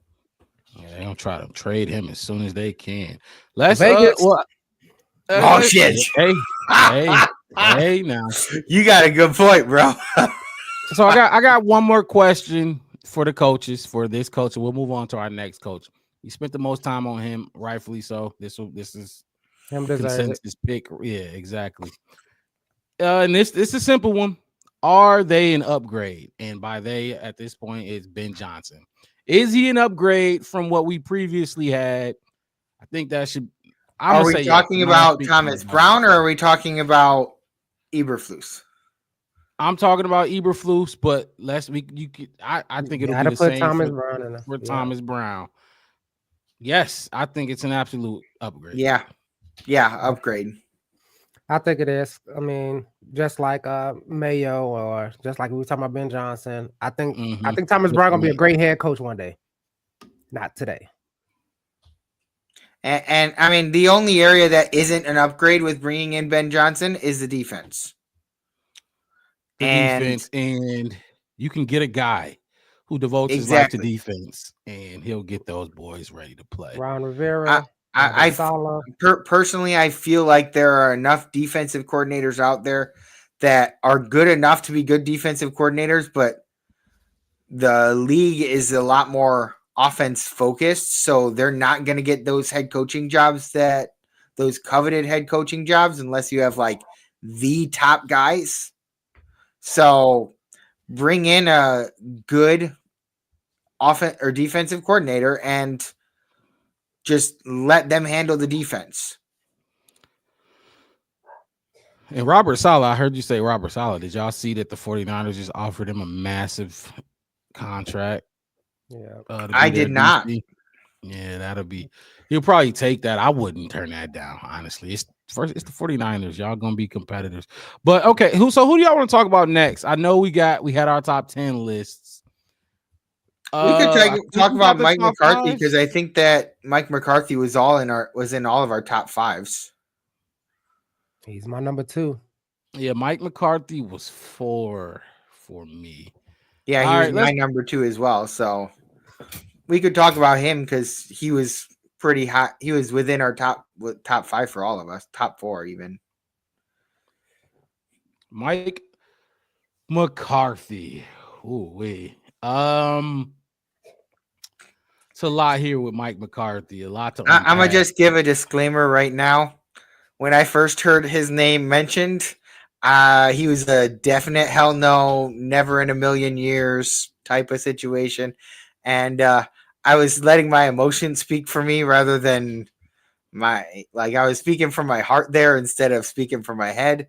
And initial reaction as a Bears fan is gonna be hell no. It was a feeling of disgust when I heard about when him you being look at this mentioned. list, you're like, yeah.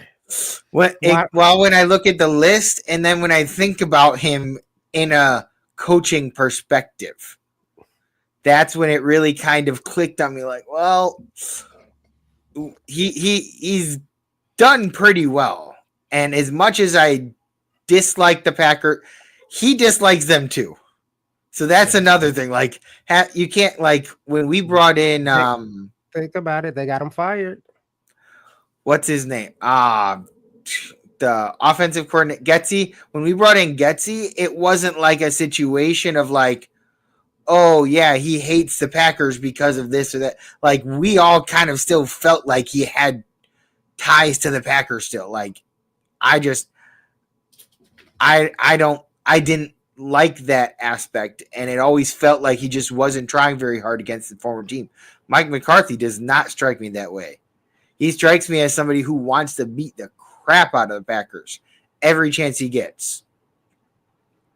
I mean, like I said. So, go ahead, Wes. No. I was just gonna say, I think he has some. I mean, they fired him, and then they fired him again. If you really think about it, because that last year playoff game when Green Bay went down in Dallas and beat them, that right there, that made Jerry Jones.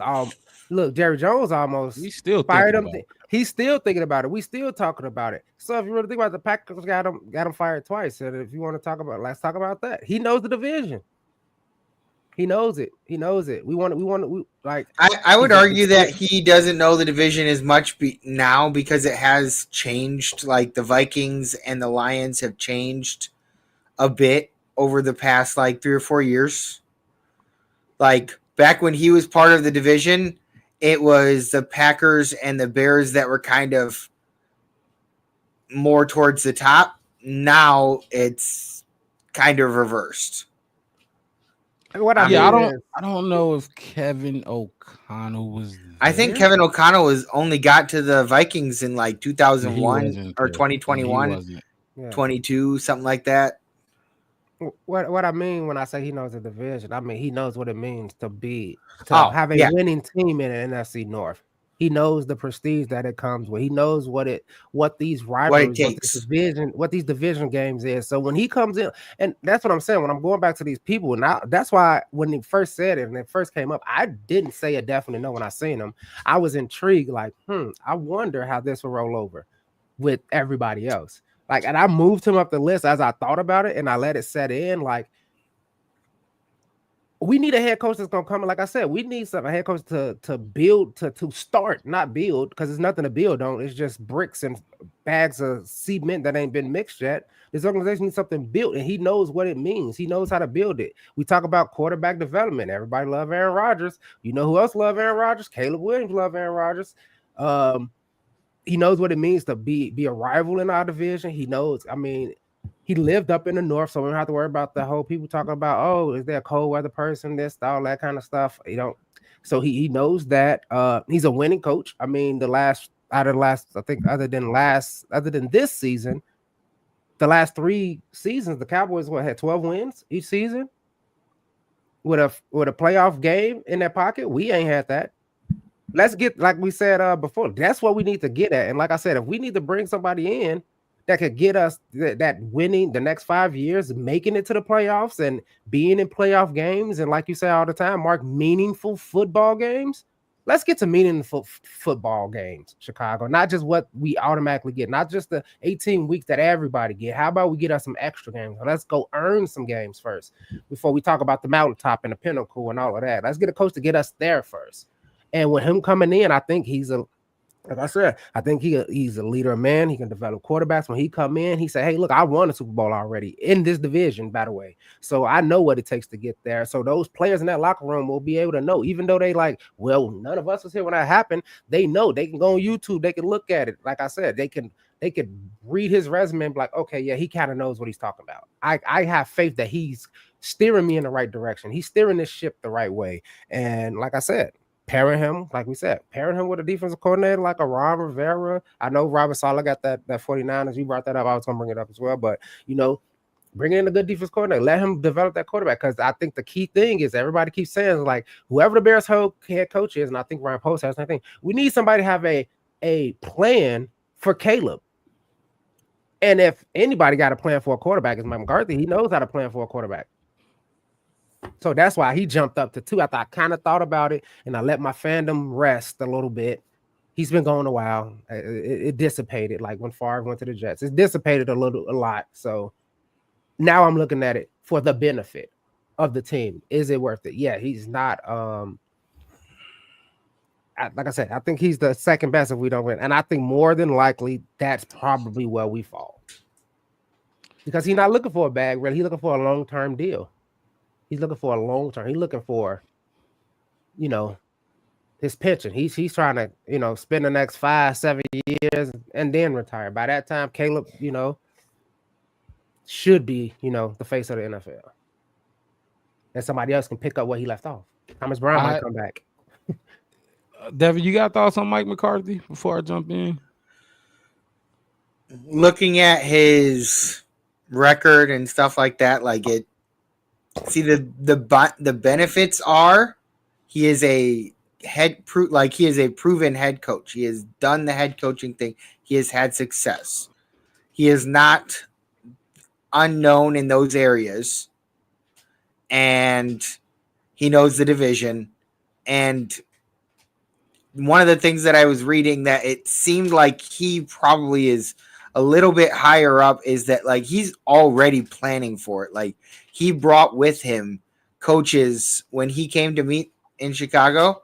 He brought with him coaches and stuff like that that are going to be that have the potential to be his coordinators, people that he would already be thinking of bringing in because he is already thinking about the situation of, okay, how do we get the best that we can out of Caleb? And bring in this guy because this is somebody I've worked with before and somebody that that's the thing with bringing in these head coach, former head coaches. I understand that this past year with the Cowboys was not great, but having your star quarterback get hurt real early in the season and be out for the entire season and still to have a pretty adequate season with your backup quarterback who, what was his name? Cooper Flagg. Nobody'd ever really heard of him or whatever. Come on. Okay. See, I didn't even know his name. So I think Flagg play for Duke, don't he? Don't he play for Duke or North Carolina? I think. I'm I'm not even sure where that name came out of, but Cooper all Flag is I'm tough. saying is that like there is definitely something to be said for having a guy that has been there. We've kind of talked about it before, is that like these are experiments whenever we do these things with like these coordinators and trying to get this like offensive, defensive guru or whatever to bring him in. And Mike McCarthy has been there. He knows what he's doing. Sure, he hasn't always had success everywhere he's been, but he has had a pretty successful career. And like you could say the same for like Andy Reid. Andy Reid had some pretty decent success in Philadelphia, but he didn't really become the next level status type of coach until he got to Kansas City. And now he is seen as one of the best, if not the best, coaches in the entire league. And let's be real, Kansas City hasn't even really played amazingly. Like they get bailed out a lot. Last year they didn't get into the playoffs with the number 1 seed or whatever. I believe they got in with because I think they said that they played their first away game of the playoffs last year or whatever. So, I mean, like, even doing that type of stuff, Andy Reid gets them to the Super Bowl and wins them the Super Bowl.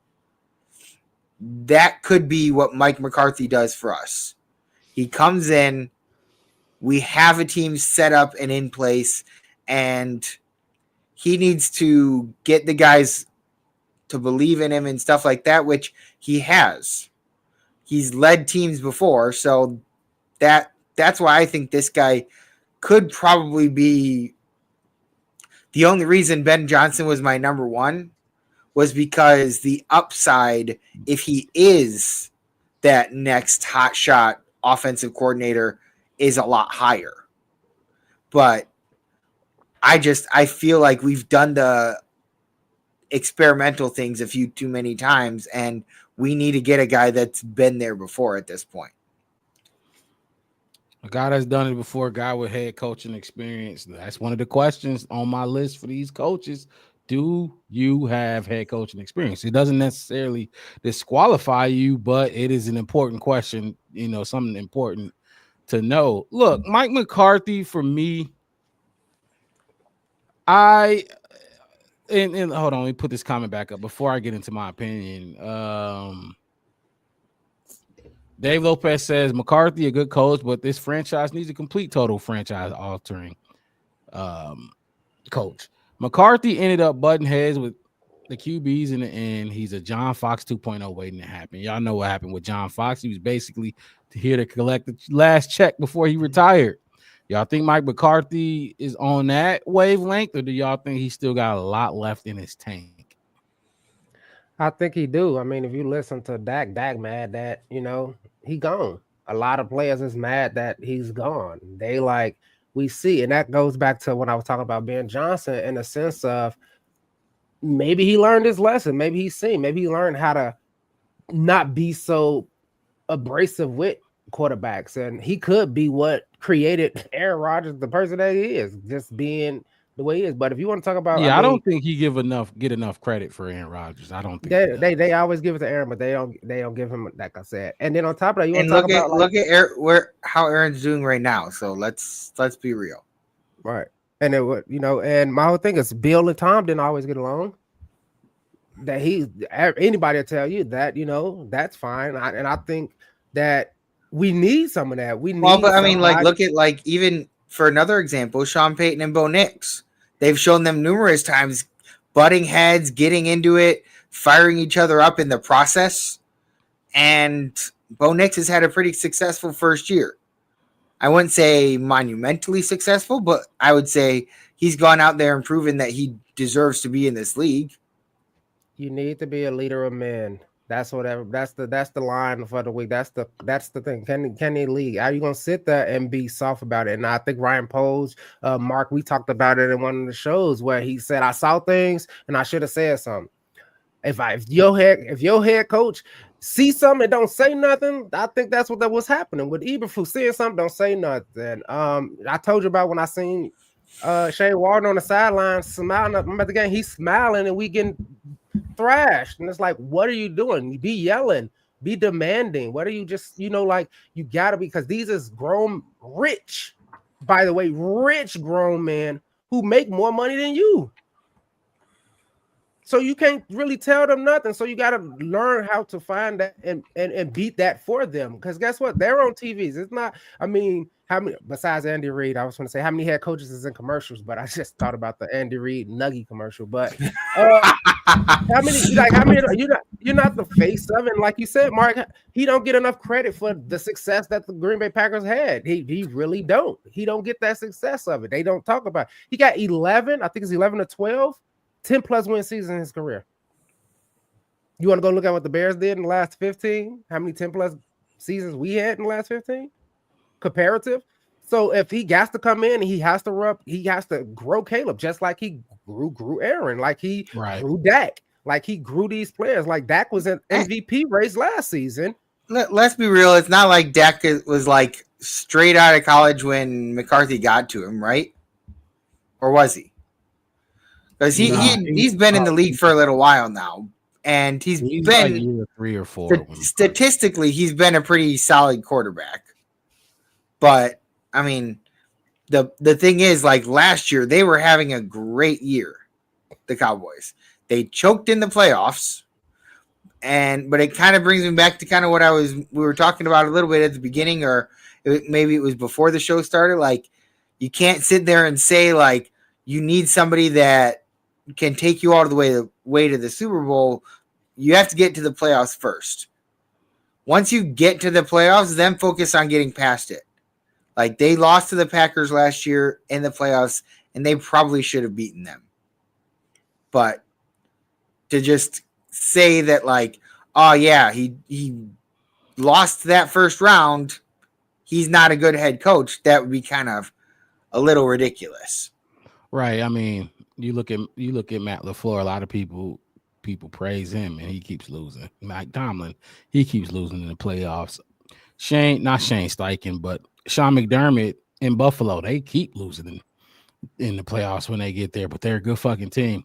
Look, y'all said basically all of the good positives about Mike McCarthy, and they were right. You know what I mean? Mike McCarthy is a leader. He's shown it. You know what I mean? I'm not just saying that like as Mark Robb's opinion. That's not my opinion. He's shown it. You just spoke about it, Wes, Dak, Micah. Those boys over there are pissed off that they got to get a new head coach. They like McCarthy over there. I think Dak even went with McCarthy to like visit his family or something when they were in like his hometown or something like that. Like they were playing nearby or something, and Dak went with him to visit his family. You don't do that if you don't like your head coach. I just heard Mike McCarthy donated $100. Well, he bidded $100,000 at one of Dak Prescott's charity events. Yeah, he bidded. It's cancer events.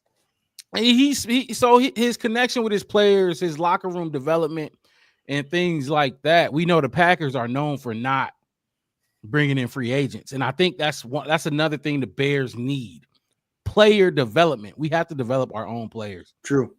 Zach, gotta stop worrying about what players are out there and maybe are better than yours. Make yours better than them. Absolutely. We got a lot of young guys that need developing. That we probably Tyreek Stevenson is top of that list, I'd say. Tyreek Stevenson is top of that list, but I feel like Tyreek he's gonna get there with or without McCarthy. But like what I'm saying, like the attitude aspect can really be benefited, I would say, by somebody that knows how to like develop people. Look. Tyreek gonna be Tyreek. I'm telling you, that's gonna be hard to get. Yeah, that's gonna be hard to get out of him. You could tell just by the way he is, and when you listen to his locker room press, you could. I've seen a lot of Tyreek Stevensons, and look, more proud. Look, do your thing, whatever. Just stop getting penalties. But like the Zach Pickens, the Javon Dexters, the fucking who is some more young guys? Terrell Smiths, just those type of players in that, but even Braxton Jones. You know what I mean? Darnell Wright. Darnell, he can get the potential out of these dudes instead of Whoever going the heck out. we draft this year. Yep. That's And like yeah, I said. instead of going out looking for new guys that you didn't draft. Right. He's gonna build within. He's gonna develop his talent that he drafts, and he's shown it from, especially in Green Bay. I can't really speak too much about Dallas when it comes to that, but I watched. I mean, I remember last year Dallas didn't bring like anybody at all in during free agency. Good point. And their fans were furious about that. And granted, they had a terrible season, but that terrible season was all because of the fact that they lost their starting quarterback. And without him, and they had some other injuries that were, I think Micah Parsons was hurt for quite some time, or CD Lamb, or somebody was hurt for a while. And so having those people be hurt, like injured and stuff, obviously you're going to have a bad season. So I don't necessarily say that the not picking anybody up in free agency is like going to give you a bad season, because it all comes down to what your head coach can do with that. Right. I mean, my real point, you have to develop. You have to develop your own guys. The guys that you invested a draft pick in. You know what I mean? You have to develop these guys. And as Bears fans, we want to see our players make these jumps. Like, wow, he just went from 3 sacks to 8 sacks this. We don't see that. Wow, Karan went from getting pancaked and like just thrown aside. He went from that to he's able to hold off 2 guys because of his massive wingspan and the proper development. Absolutely. And I feel like that's really what I like about Mike McCarthy. Y'all touched on all the positives. Like he's like my top question, does he win? That's my first question for these coaches. Does he win? Wes, you said it. 3 straight. Besides this season, the last 3 seasons, 12 wins every season. 12 wins every season. Jesus 11 total. I think it's 12 total 10 plus season. He has some 13 win seasons, some 14, all that in his career. Like he knows what winning is. He got a Super Bowl under his belt. He can go in there to those guys. Like we said, hey, look, I'm Amagaji, Booker, Booker,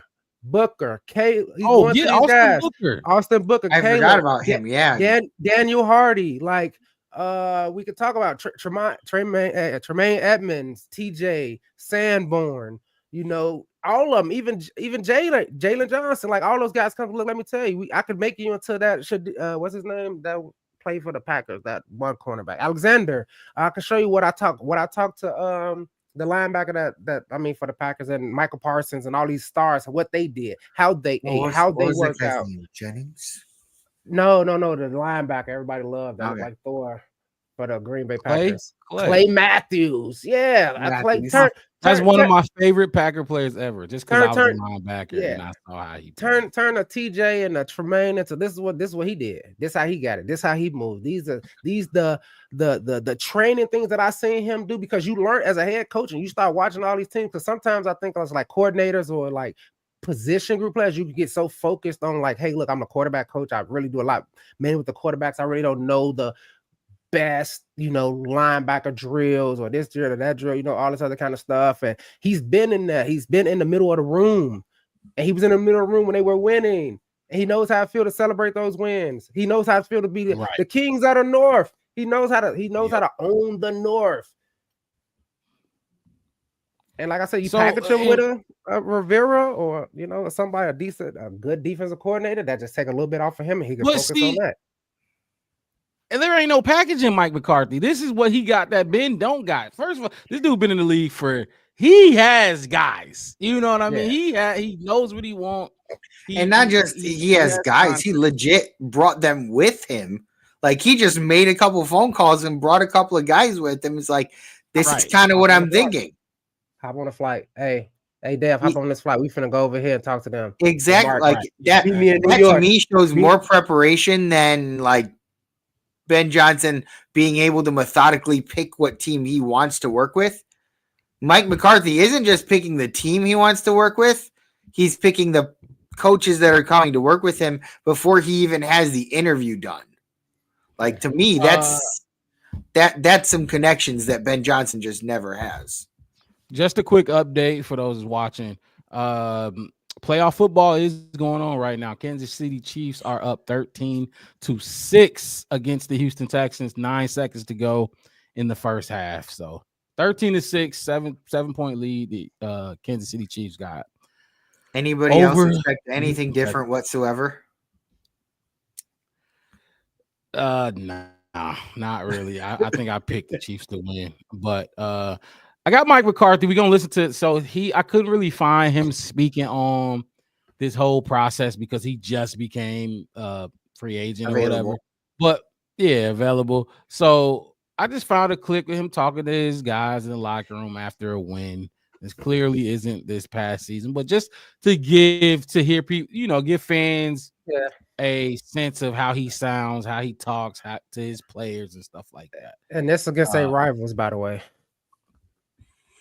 Yes, That's a win against their rivals. He beats his rivals. Let's put that on his resume. We know that for sure. We'll play this and then we'll get into some of the cons, the downside. We get some cons. Mike McCarthy. Here he is. Say this. Hey, first off, 12 wins. Yep. Right there.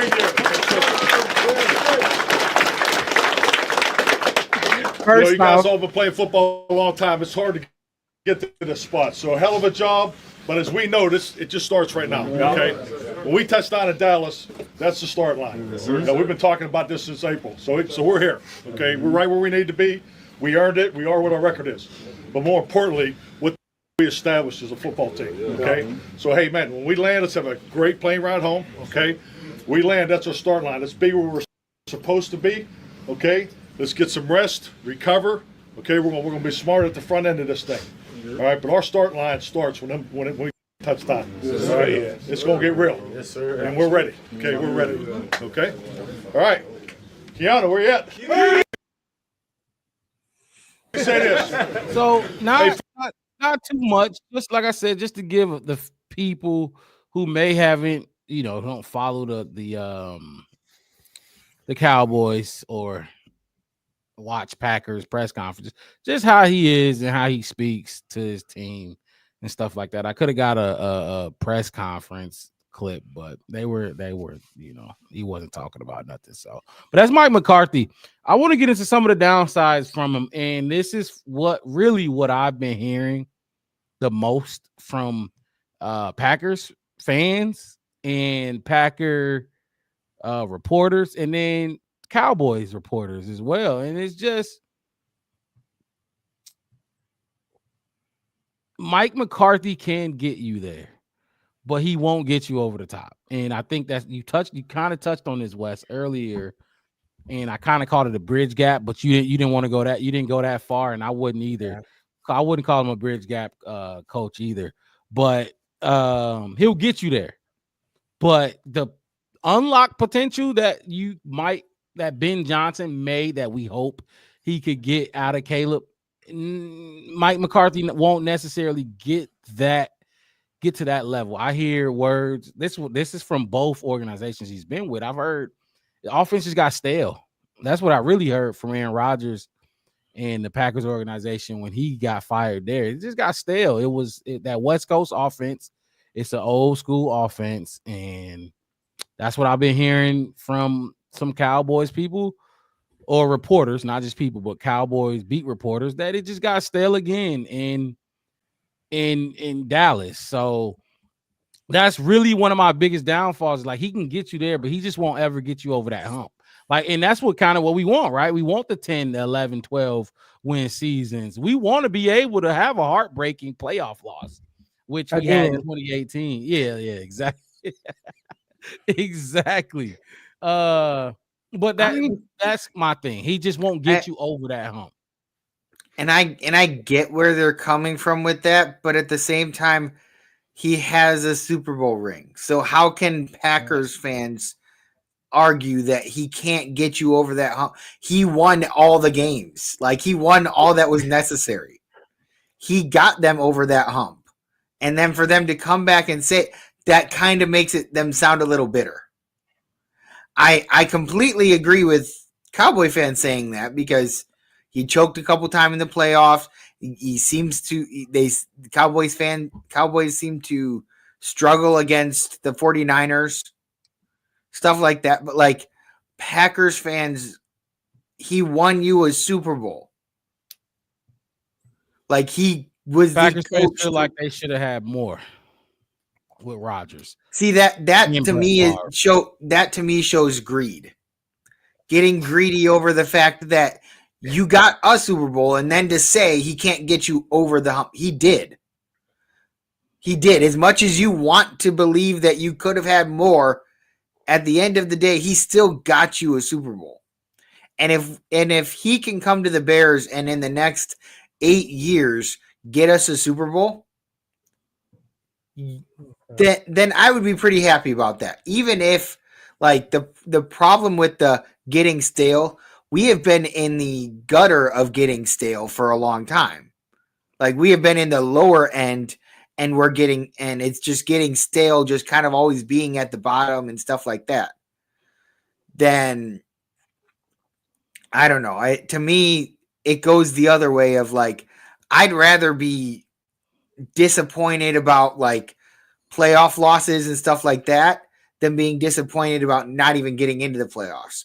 I hate having that conversation every year of, well, maybe we should just start losing a couple more games so we can get a better draft pick. I don't want to worry about the draft when we're in the middle of the season. Right.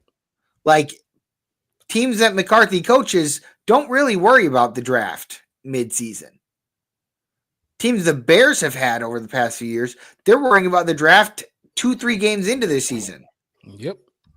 And so if we can get that even better right now, whether it becomes a long-term solution or not, I would say you've got to figure out.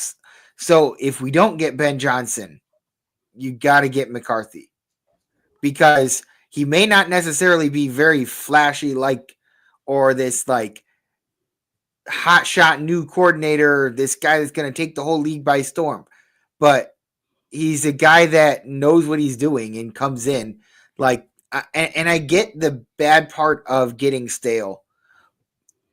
The Steelers are dealing with the same thing with Tomlin.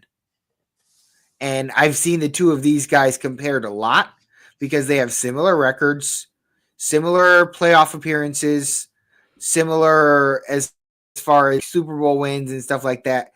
And the fact that they kind of are in the middle of the pack every year.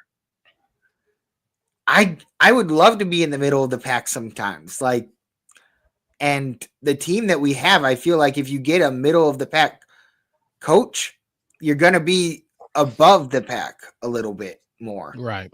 Because we have some really solid pieces that are being underutilized. Look, and yes, Packer fans are privileged and they have the right to be. They have been spoiled for so long now. You gotta realize that if we were winning consistently and losing, we'd come to a point where it's like, okay, you know what I mean? Okay, some got to give because why do we keep winning 12, 11 games, 10 games, and we can't first wild card playoff game, we get bounced. So I get it. But for the Packers fans, for me, it's like the Aaron Rodgers situation. They wanted Rodgers gone. Packer fans wanted him out of there. And I'm like, dude, are y'all crazy? He been beating the shit out of my team for the last, I don't know how long. And y'all want him gone? So I kind of related to that too. Like, but they're used to winning. They're used to a certain lifestyle that we just aren't used to. So it's levels to it. Well, but the thing that I don't really understand then is if we're not used to that type of lifestyle, then why are we expecting we deserve better than that lifestyle? Like, what I mean is like, if you're used to like getting 10, 11 wins per season, then you're not going to hire another coach that'll get you 10 or 11 wins per season. But if you're used to getting 3 to 5 to maybe 7 or 8, you would definitely want somebody that can get you a double-digit win seasons. To get you You'd to be the happy playoffs, to have that. right? Yeah, and look, I get it. I definitely get it.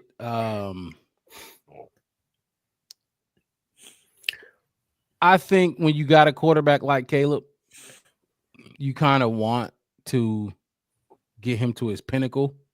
And I don't know if Mike McCarthy can do that. I think he'll make him successful. I think he'll make him better. But at this point, like the offense he was running with Aaron Rodgers back in 2000 and whatever the fuck, I don't know if that's gonna work because his offense ain't Ben Johnson's. It is different. It is not the same. It's Ben not some Johnson, high scoring, yeah, he's like very high flying innovative offense. with his team. But look, Mike McCarthy is proven. You can't deny it. I had like y'all have him number 2. For me, Mike McCarthy is number You said 4. 4 for me. Okay, I just got back from My Zoom manager at the bed. that's why you laughed. Yeah, that's why I laughed. I read it. But that's my last little take on that is Yes, his short. offense This team does work. it works, but my whole thing is on top of this. This is a pretty young Bears team. If you look at like I'm thinking about it, I mean, minus a bunch of those free agents we kind of brought in. For the most part, this is a pretty young team. You're talking about Brisker been under what? This is his third season, I think. JJ going into his 4th. Caleb's 2nd, Rome's 2nd, DJ's 5th, 6th season, something like that. I think that's as high as you get. And this is a very young team, and it's like I said, developing this organization to start something and say this is what we is, and to get us to, like you said, get us to that first playoff win. And then trust me, it's going to be another Ben Johnson in 4-5 years. It's going to be, and just who knows? I think Caleb is more talented than Dak Prescott and Aaron Rodgers. And I think you got to think about a lot of that is on the same as this. It's on the quarterbacks too, because it wasn't just always Mark McCarthy's reason why they lost. It was some Aaron Rodgers got too greedy and he wanted that pass so much. Like you say all the time, Mark McCarthy's not out there running the plays and throwing footballs and catching and tackling and doing all that. So if he run a play, it's up to Aaron Rodgers to make that decision to throw it through the tight window or dump it off and keep the drive going. It's the same thing with Dak. If you look at a lot of the stuff, you like, damn, Dak, that was a horrible pass. I don't think Mark McCarthy said, hey, Dak, go out there and throw this terrible pass right now. Throw into the triple coverage for me. Do that so given that he can't get him over the hump kind of thing and all that kind of stuff, and being as reserved of a quarterback as Caleb has shown to be, especially when it comes to turnovers and all that kind of stuff, versus what we've seen with Aaron Rodgers. You've seen him with the Jets. You've seen him with the Packers. He throw like Rodgers don't turn the ball over. No, I'm just saying, like he's risky. He just got a good arm. If you look at I know you've seen him. Rodgers got a good arm, dude. He can throw a needle, bro. He does not. He does not. Well, what Wes is trying to get at is more that like passes that Rodgers makes are risky for other quarterbacks. Yeah. Other quarterbacks throw that and it's likely to be intercepted, but Rodgers throws it and it goes right where it needs to go. Yeah, he's by far the most accurate quarterback I've seen in my life. Right. And I'm a Tom Brady fan, but Rodgers Rodgers got it. He got a crazy arm, right?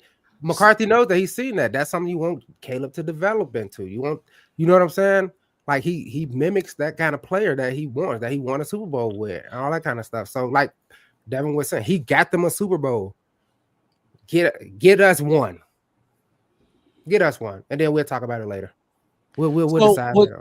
Do y'all think hiring McCarthy will be settling? Like Rod the guy said. Hit that like button, subscribe to the channel, by the way. Well, yeah, it is settling when Ben Johnson is everybody's number one. Nobody said Mark McCarthy's my number one. But I don't think it, but it does sound like Ra is saying that it's a huge step down. But to me, it's not as big of a step down from, like, say, somebody like Ben Johnson. The offense that Ben Johnson runs is more updated. But at the same time, McCarthy has other qualities that are proven qualities that he has shown he can already do. Mhm. And for me, like you were touching on earlier, that the development aspect of McCarthy is one of his key sticking points, as you can't necessarily guarantee that Ben Johnson can develop all the players of a team. But Mike McCarthy seems to have been pretty solid about being able to develop players on both sides of the ball. Absolutely. As well as off the field, as well as know how to get players ready for a full season. How many of our players didn't even make it? What's the I can't think. Is it Nate Davis? I mean, like, come on, like, we got people who don't even want to come to work. Like, we found the interview. I'll be real with you though. I don't necessarily know if Nate Davis, even with like the best, even with Andy Reid as his coach, I don't know if Nate Davis is coming to work. He wouldn't see with Andy Reid and McCarthy and these veteran head coaches, he wouldn't have had to. I've been doing this way too long to be focused on you. I got 52 other people. You know what? I'll bring somebody up and I'll develop him. And guess what? I'm gonna give him your jersey number and I'm gonna put him out there and I'm gonna make it sting and hurt. You just stay at home. You stay at home, go right ahead, whatever you're gonna do. I'm not finna keep giving you opportunities when I can see that you're not going to be what I need you to do. KYP, I can see that you're not going to be right for what I'm trying to do. And it was in that one clip that you put on, I think it was last week, Mark, with that one coach. He was yelling. He was like, because if y'all fuck this up, I'm going to get fired. Mm-hmm. I'm going to get fired. McCarthy knows that. So guess what? You don't have to show up. You don't have to. Guess what? It's clauses in your contract that say, hey, detriment, behavior detriment to the team, personal reasons.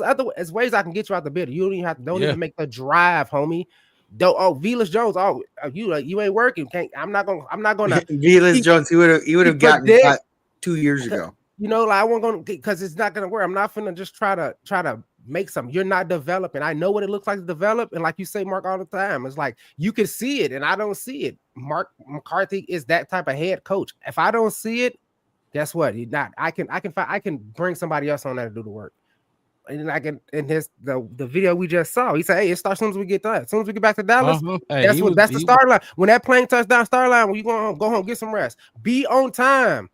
Come ready. We got more work to do. We got more work to do. I didn't say that sounds like it was right before the playoffs. It was right before the playoffs, exactly. And unfortunately, that also sounds like maybe it might have been the game that was against the Packers that they went out and lost. Maybe. But like I said, maybe.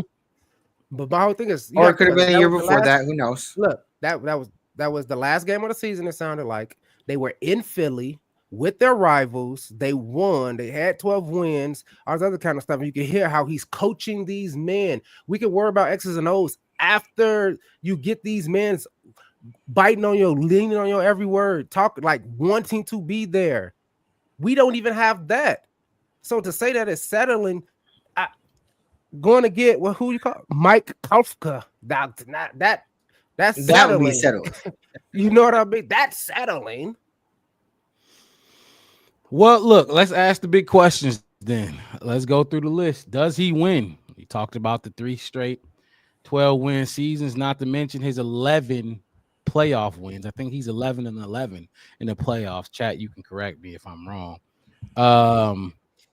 Does he lead? You just talked about Wes again. You was hitting all the points with Mike McCarthy. You talked about Dak and those other players pissed off that he's gone. That's lead. That's a leader to me. You know what I mean? I don't think the Bears players were pissed when Matt Eberflus got fired. Does he have head coach experience? That's the majority of his career. Is he an offensive minded or defensive minded head coach? Clearly, he's I don't even remember. I think he's more offensive minded. No, he's offensive minded. I mean, see, when you have head coaches that have been around long enough, it's kind of hard to kind of remember where they got their start necessarily.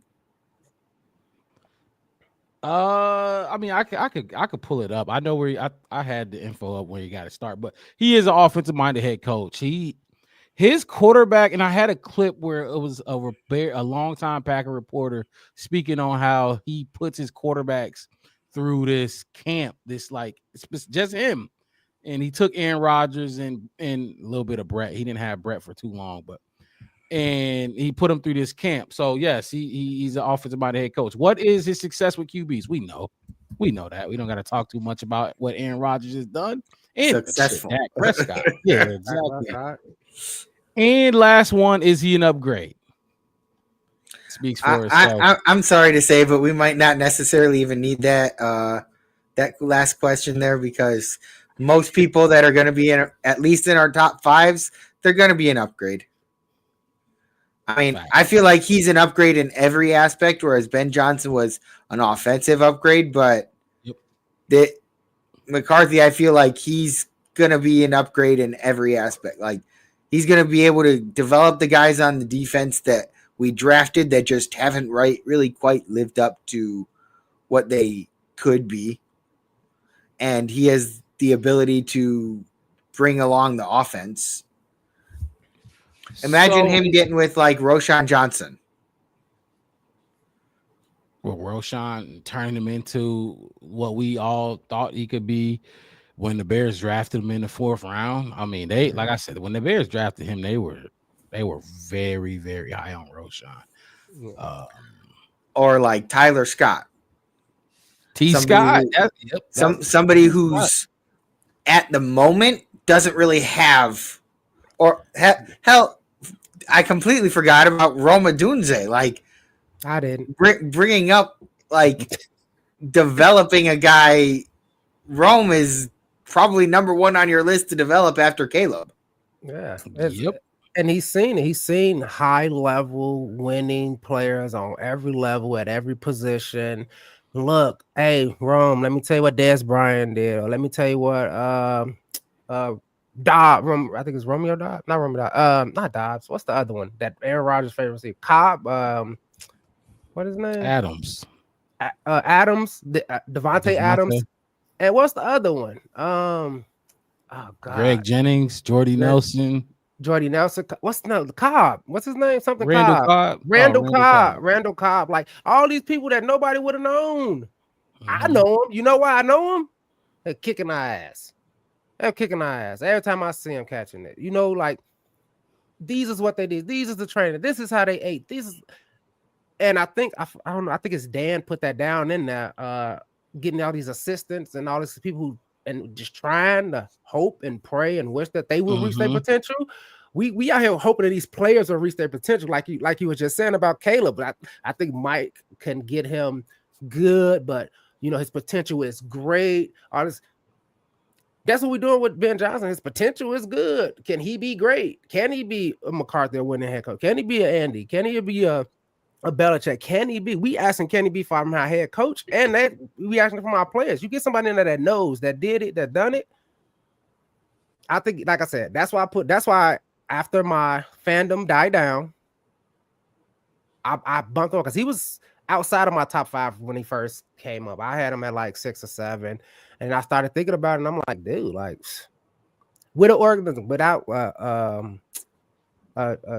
Jerry Jones always calling and talking stuff about him and all that kind of stuff, all that kind of stuff out of there. You know, look how it was. He was at Green Bay. It was quiet, cool, calm. You know, so yeah, he checked all the boxes for me. And like I said, yeah, he's older. He could be stuck in his ways, but his ways works. So look, let's move on to our next coach. Before I do that, I want to just look at some of the coaches that's in the playoffs, whether they were first-time head coaches or were they 6 head coach retreads. 6 are first-time head coaches. The only 2 that's not is Dan Quinn and Andy Reid. Dan Quinn, Andy Reid. That's it. I think all the rest of them is first-time head coaches. I mean, I know. I'm not thinking. I know. Yeah, Nick Sirianni, LaFleur. Oh, Todd Bowles is a retread. Tampa Bay, Tampa Tampa Bay. Bay head coach. Oh! I meant this weekend. I mean, still in Yeah. playing right now. It's out of Harbaugh, John Harbaugh's a retread.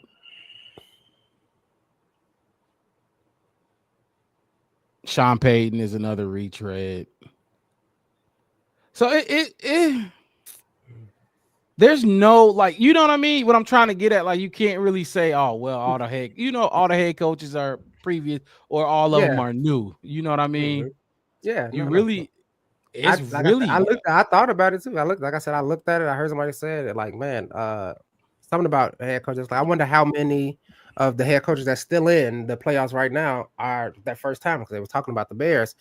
And I went and looked it up, and it was, I think it's out of the 8. I think it's 8 head coaches still in right now. Six are first time head coaches. And I think, like I said, I think Dan Quinn, and Andy Reid are the only ones that had previous jobs before. Yep, So, Dan and Andy. And like I said, I'm not talking about, like, if we were at a different stage as a Bears organization, okay, I could understand. But like, we got, like I said, we starting from foundation of this, and we need that foundation. We need that. We got a lot, like I said, a lot of young players. We talked about developing all these guys. We got to develop this organization. So I have a question for you guys. If Andy Reid wanted to come coach the Bears, would you guys want that? Yeah. And so, like, what about if Andy Reid wanted to do it, like, after he left the Eagles, but without all of the success from the Chiefs as part of his resume? Yep. Yeah, I mean, look what we had before. And that, so then to sit there and, like, to say that, like, we have to pick this new, like, some of these people in the chat are saying we have to pick the new, like, offensive coordinator, like, that's going to be the next big thing. Well, Andy Reid is kind of the current big thing, and he definitely wasn't some, like, new young hotshot head coach. Like, no, he'd had many years in Philadelphia. Yeah, the Chiefs fired him so fast once Philly fired him. Yeah, so. he didn't even pack up his house. But my whole thing about that, Dev, is this, and I think a lot of Bears fans is kind of scared of we need. I think it's his age and how, like, he already got, what, 17 years in the NFL or something like that. How many more years can he coach? Like you were saying, Mark, he can get them close. Then you said in about 8 years or 4 years, and we just stale and get that. Then we have to go and find a new hot thing again. But once you built that, I think once you built that coach, once you built that destination, that win, that organizational destination, Ben Johnson won't be sitting here thinking about going to the Raiders or to Jacksonville, in 4 years. You know what I mean? He won't be thinking about it. Look at what Chicago did over the last 4 years. They started off 5-12. Then they got this head coach, and they got this quarterback right, and this lineman right, and this right, and that's right. How they talk about Detroit, they got this right, that right. Dan Campbell came in and was like, they were already moving. They've been trying to do that, and he was just kind of that missing piece, because they had, like you said, they got a lot of the draft capital from golf trade and all that kind of stuff, and it was just that build up, because it was a destination. That's what you know what I mean? It became a destination for players, for head coaches. We don't want it. Like you said, the Chiefs and Andy Reid, it's like, once you that guy, you work all the way. Vrabel already knew. Everything else was a formality. The Patriots already knew it was a formality, because they know what they want. We don't know what we want, because we ain't never had nothing.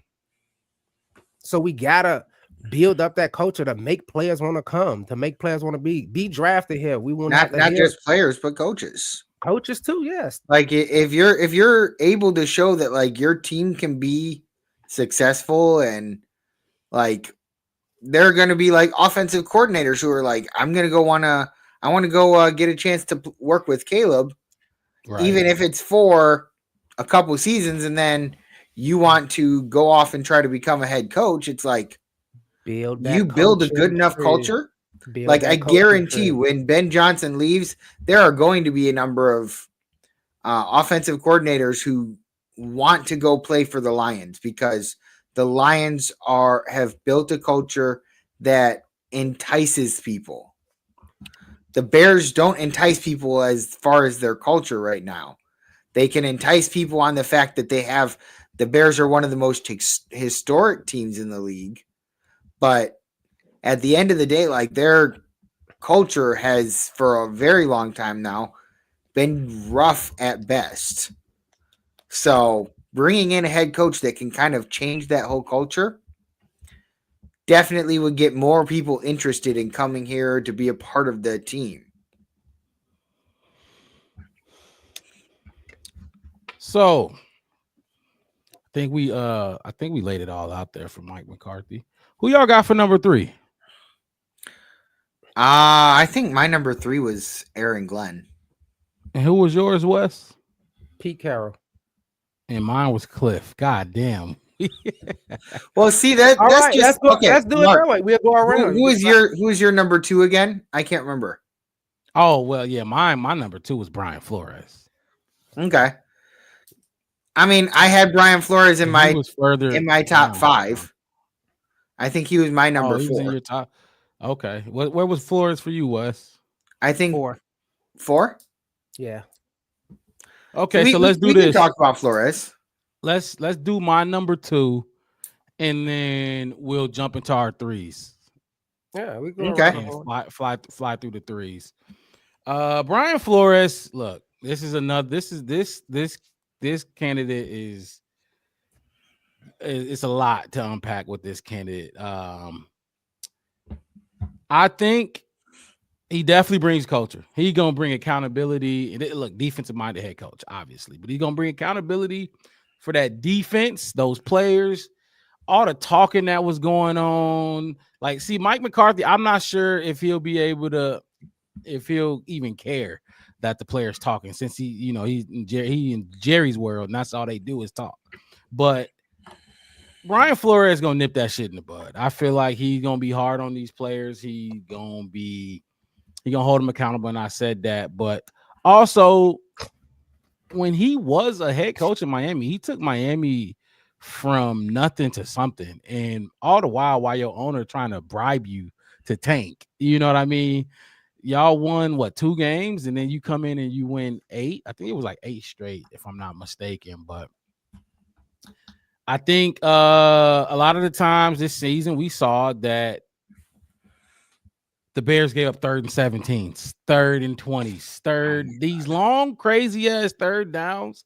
I think his innovation on the defensive side of the ball gonna stop that. That shit won't happen.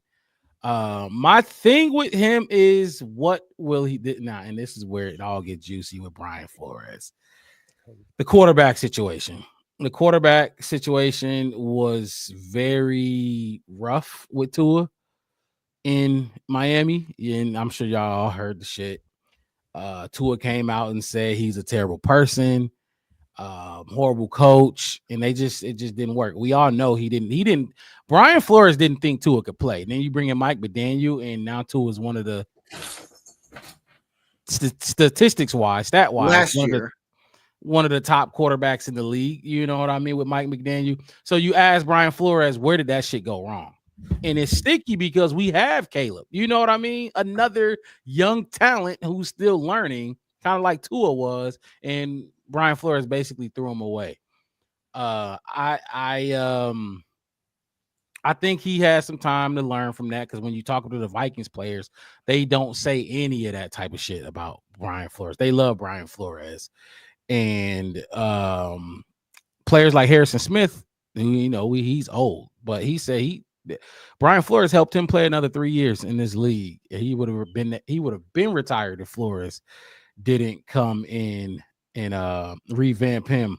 But and then kind of like we talked about with Ben Johnson, Brian Flores has been game planning for this division for the last how long Kevin O'Connell and him been there? 2 years, 3 years.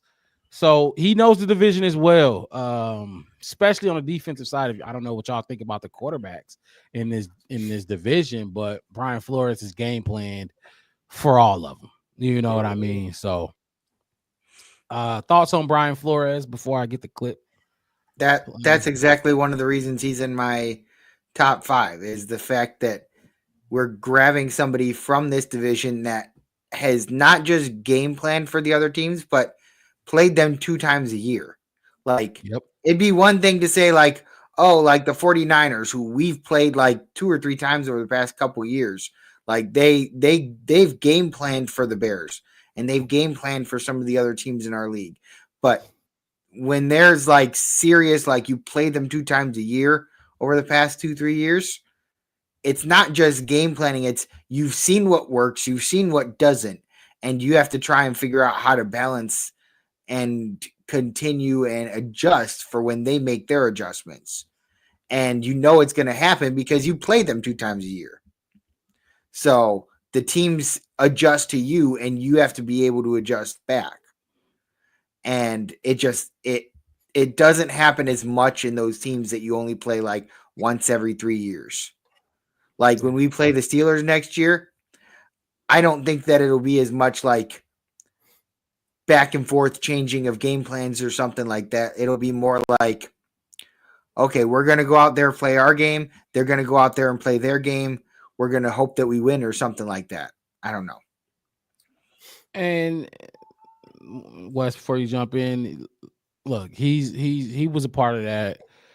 Even before Miami, he was a part of that winning organization in New England. He was there. He was very important to that team. And then not only that, but after the Miami stint, because we all know, and this is really the tough part about Brian Flores is he is suing the league right now. So it's going to be kind of iffy. It's kind of, little sticky situation with teams hiring a head coach that is suing the league, but we've seen it because he's a defensive coordinator now. So some teams don't give a fuck that much. You know what I mean? But after Chicago Miami, seems to care a lot about image, though. Yeah, they might care. They definitely might care, and which is another reason John Gruden ain't getting no interview. But he went to Pittsburgh after that whole Miami fiasco. Mike Tomlin was the only man to give him a chance after he was, suing the league. Mike Tomlin gave him a chance to come over there and be a linebackers coach. And then shortly after, Kevin O'Connell brought him to Minnesota. And he turned that defense into one of the most innovative defenses in the league. And it is. And he'll actually get us to blitz. Yeah, the scheme that he runs is just you don't see it. You don't see it around the league right now. Go ahead, Wes. No, like I said, I could have had Flores as like my 3B. But a lot of those things you brought up, like I'm suing the league.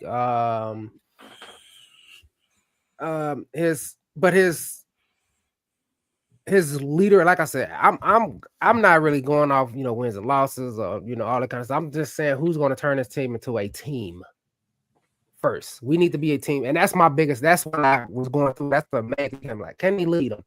Can he get in that locker room? Can he, like you said about all that talking and all of that kind of stuff? We shouldn't have all of these reasons why we failed.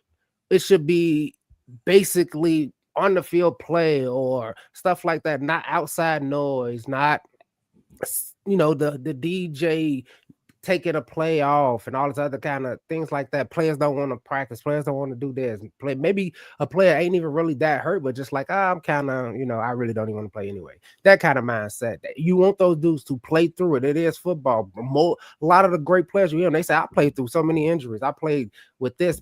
And then you hear a lot of players in the offseason like, oh yeah, I played all season long with this. I'm gonna have to get this. You found out he had to get surgery on that. What? He played 17 games. What you mean? It's been like that since week 1. He decided to play for this team through all of that because that's the culture that was built. And that's why I do like Brian Flores. I think he'll bring that in. The fact that he's suing the league shows that, hey, he stands on 10 toes. Absolutely. And he ain't gonna take none. He'll sue you. You know what I mean? Hey, so if he sued the NFL, hey, look, he'll sue a player for something, but he got that mentality, that leader of man mentality. Like I said, the only reason I put Pete Carroll above him is mainly because of Pete Carroll's experience and his winning. Now, and don't get me wrong, Brian Flores will definitely have to present. Like, he gonna have to sell in the interview. Well, they had the interview today, I think, but he got to present a real plan for his offense. Because we know him for the defense, obviously. Yeah. And a lot of these defenses and not just the offense, that specifically Caleb. He has to present a solid plan for Caleb, a developmental plan. And how he's gonna go about that. So It definitely a sticky situation with Brian Flores, but yeah, y'all know. Look, Wes, especially you saw the clip I played last week, and I'm gonna play it again. Um, I need somebody to get on these dudes' ass. I hate the way they walking around like they won 3 Super Bowls already, and I hate it. And they need to be put in their place. And I think Brian Flores is the perfect candidate. I hope he learned from his mistakes, and I think he did. We was with Mike Tomlin. He give me those type of vibes. We'll get into Pete Carroll too. One of the but things though that, like, for example, the reason that I had Aaron Glenn one space above Brian Flores was because of the fact that, like, you look at like when the Lions and the Vikings play each other. Okay, that last game of the season, that was not a good showing for Brian Flores' defense. Not at all. And we can't really have, I mean, like, we can talk about him game planning for the division, but if that's what happens when you game plan for the division, that's not something that the Bears fans will find very acceptable. The Lions running up that high of a score. And granted, the same thing can be said for Mike McCarthy when the Cowboys lost, what was it, like 53-9 or something like that earlier in the season to the Lions. That's not a good showing either. So it's kind of similar scenario. If you're going to look at them going up against teams that we face on a regular basis, they have to be able to figure out how to plan better for them. You can't be the Cowboys going into the Caleb Williams.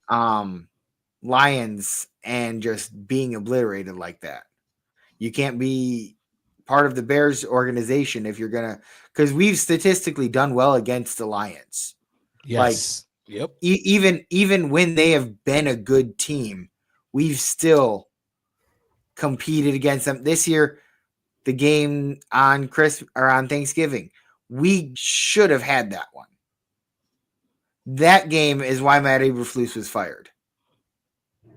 Like, but Clock just management. like there have been other games where I just feel like we were so close. So hopefully that's what happens in the future, is that we can get somebody that takes us to that next step. Here's Brian Flores speaking on Caleb Williams. What stands out about Caleb Williams as he navigates his rookie year? I mean, obviously he's super talented, but it's the QB mobility that stands out to me, and the off-script plays, and when you got a quarterback like that, every play's, you can be in perfect position, you can have the perfect call, perfect technique, perfect fundamental, perfect leverage, and he spins out, and next thing you know, it's ball down the field to really good receivers who can Sounds stressed, who were covered and then uncovered. So we got to do a really good job just from a pass rush, awareness standpoint. Trying to keep him in the pocket, but every team every week is saying the exact same things, and they're working at it, I'm sure. But he's a really good player. So he finds ways to navigate the pocket. And then they've, like I said, they got really good receivers. The Roman Dunze, Keenan, obviously DJ Moore, Komet, Swift's a really good back. We got some history with some of these guys. We know what types of players they are, so they definitely have a really good skill group. They got some more offensive linemen back in the last couple of weeks, so I think they're starting to put some things together, and it'll certainly be a challenge for us. He's another one that watches Caleb. I like listening to these dudes talk about Caleb, or just talk about game planning for the Bears, a Bears game in general. I just like to hear it. Yeah. It relate to us a little bit better. Yeah, like I said, Brian Flores definitely got his downsides, and he's definitely like, it'll be a tough sell for Ryan Poles to make with the McCaskey family, but Y'all know what type of dude I am. I love the hard coaching, and I feel like he's one of the hardest coaches on this list to get these dudes into shape. So let's put them through the questions then. Let's put them through them. Does he win? He's winning in Minnesota. He won in Miami, and no, well, those are his 2 stops. Does he lead? I like to think so. Now, Tua would disagree. So, you know But what I mean? I mean, It's like you said, people can change. Like Yep. he can look at the fact that now there's success behind Tua and be like, I was wrong in that situation. absolutely, absolutely. I need to be better at, and changing how he is could easily be why things are going a lot better for him up in Minnesota. Good point. And I think he spoke about that. He definitely spoke about how his experiences has changed him. But look, I mean, was he coaching Tua too hard, or was Tua not? Is that not? He don't like that type of coaching. You know what I mean? So, does he have head coach experience? Clearly, we just talked about his situation in Miami. Offensive minded or defensive minded? Definitely, Defensive. definitely. And I'm sorry to say it, but for me, the defensive minded head coaches tend to become a little bit lower on my list as far as who I want, because I want our, like, I know that our defense has been successful over the last decade numerous times. I want to see us have an offense that is successful. And the one fear that I have with somebody like Flores too, like you'd mentioned with Ben Johnson, is that, like, yeah, Flores has been around a little bit longer. He might have some contacts, but he's not going to be like bringing in any like big name offensive coordinators, because that's going to be where he needs to pick somebody up to cover for what he doesn't handle. And that's why, like, for somebody like me, that like, there are more defensive coordinators out there that you can pick up, and you know that you'll be good for a while. Whereas offensive coordinators, it's just, that's where everybody's picking their head coaches from. So those are the ones that are in higher demand. No, and I feel that, like I said, he definitely have to make a great presentation on his hit, for his plan for the offensive side of the ball.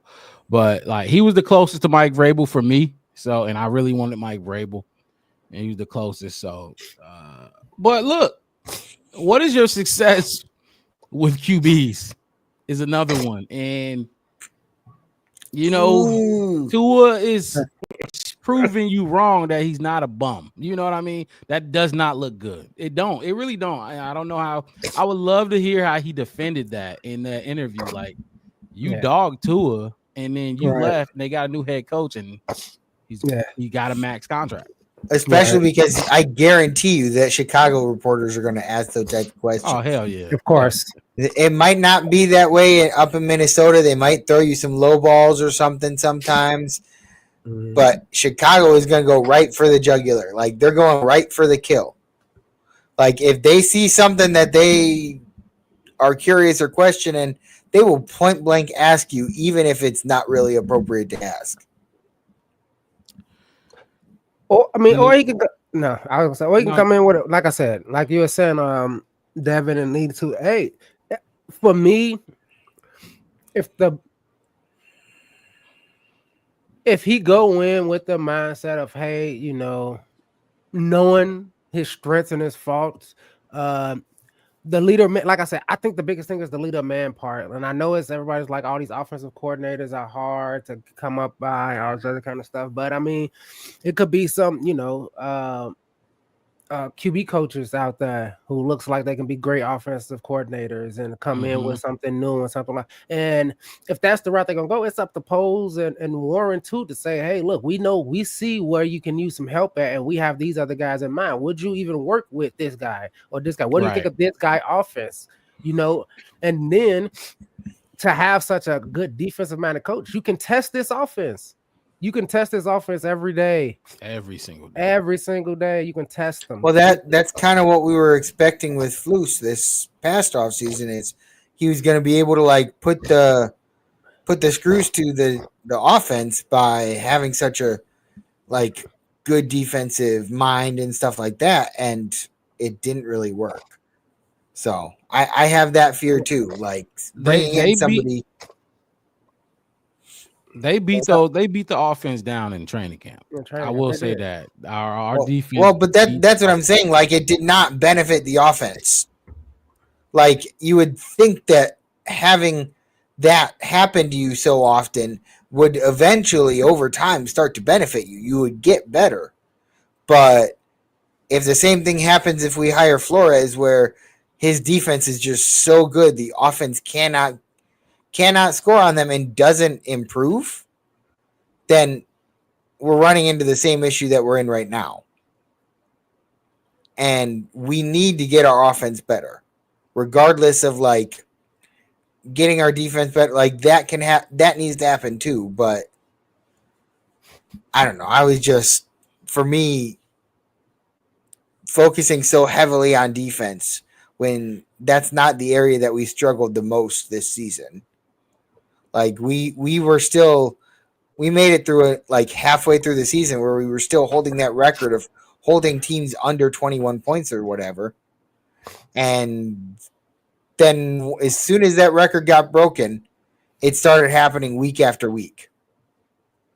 And my whole thing is, why is that though? That's the question. The players really didn't change. The personnel didn't change. What, we lost Brisker and then Billings. That's two players. I will say Billings is a big part of like their defense, but I agree with you. Losing two players shouldn't all of a sudden just completely wreck your defense. Correct, and that's the head coach got to bring them back together, and like that's what you got assistants for. That's what you got a defensive coordinator for, to figure out, is it something defensively that we're doing wrong? Why we can't get back under that 20 points a game allowed thing, or is it something that I can do? Oh well, they're not focused. Head coach, they not. All right, cool. I'm gonna call a meet. I'm gonna, that's the head coach job is. And I know everybody is defensive and offensive minded, but the head coach job is the team. It's all 53. It's everybody, even special teams. On top of that, why is this not working? Tell me why this not working. It goes to that healthy friction that Ryan Poles like to throw. I'm probably use that all year. It's that is you gonna go in there and say, hey, why hey, we gonna do it. We doing a curfew. Coaches call curfews. Hey, y'all partying too much. Y'all coming in look at time. We're gonna put a curfew in on everybody. Because y'all need to refocus up. I'm a move the time early. Y'all don't want to show up on time. I'm not gonna push it from 6 a.m. to 7:30 a.m. just to make sure you get here. I'm gonna push it back to 5 a.m. That's coaching. That's before everything. Like a lot of the things I'm saying, a lot of things that's said in the aftermath of everything, and what it sounds like it's the coaching that failed. I don't even think the scheme really didn't fail, because we seen it. We seen some of the schemes was kind of okay. Some of that is working. I see you, Thomas Brown. Okay, that looked good. You figuring how to use your people. The defense, like you said, the first half of the season, they was holding everybody under 20 points. All we got to do is score 3 touchdowns. That should be easy. Caleb threw for 4 touchdowns. That should be just game planning for the week as far as that the results of the game. I'm saying, why did we get to the point of people acting out? We questioning behaviors, unfocusedness, like all of that. Like I can understand if we playing hard fought games and we just losing by a field goal, or a bad call on this and that kind of thing. But when it's we go back to the Hail Mary, Tyreek not paying attention. The Arizona game, I think it was Arizona game, when DJ hobbled off the field and the play was still going. Tariq, they talking in the media. JJ talking in the media. Right, like I said, in the aftermath, when because Smart, when you said it just stuck. When Ryan Post said, "Hey, there's a lot of things I've seen since training camp that it was one of those." Should I say that something? pissed me off. You actually said that out loud. Wow, you really said, yeah. I would have kept that to myself. You should have held that round, buddy. But now that you're saying stuff like your GM is saying, I saw stuff that could have been correct. So what you think the head coach is doing? He probably saying stuff that could possibly be corrected, and he probably, oh man, I'm kind of on the hot seat. They kind of want me up out of here. I got to develop this this generational quarterback. I don't want to rub him the wrong way. You know what I mean? Instead of going out there, coach, I don't care if you're Caleb Williams. I will bench Exactly. you. I will bench you for Bajan if you keep acting like, if you keep doing this, you keep on this, you don't want to show. You know, like all this is just, and we seen like too much coddling. Oh, you know, we just gonna let them do this and like moving people. Like, why we switching positions and players, and why we letting good players sit on the side? You know, like leaving. Then we call players up and don't even use them. What happened to Tyler Scott? That should have been the main thing. I'm like, he was balling. What happened to him? And then we lost. You know, it's all these different things that I feel like it was organizational and it was a head coach's job to address and fix, because it looked like, and it sounds like, and it smelled like that the head coach just wasn't doing his fucking job. Minus offensive, defensive, or whatever phase of the football you want to call it. And it translated over into the second half of the season. That was very well said, because you made every point you made I agree with, because like, oh my God, look, and that's really just my fear. That's my only fear with Ben Johnson, is seeing shit and not saying shit, like, because he's scared or timid. And hell no, you can't be timid, you can't be scared. Let's jump into our next coach. I heard we got Aaron Glenn for Devin, and then we got who was your third?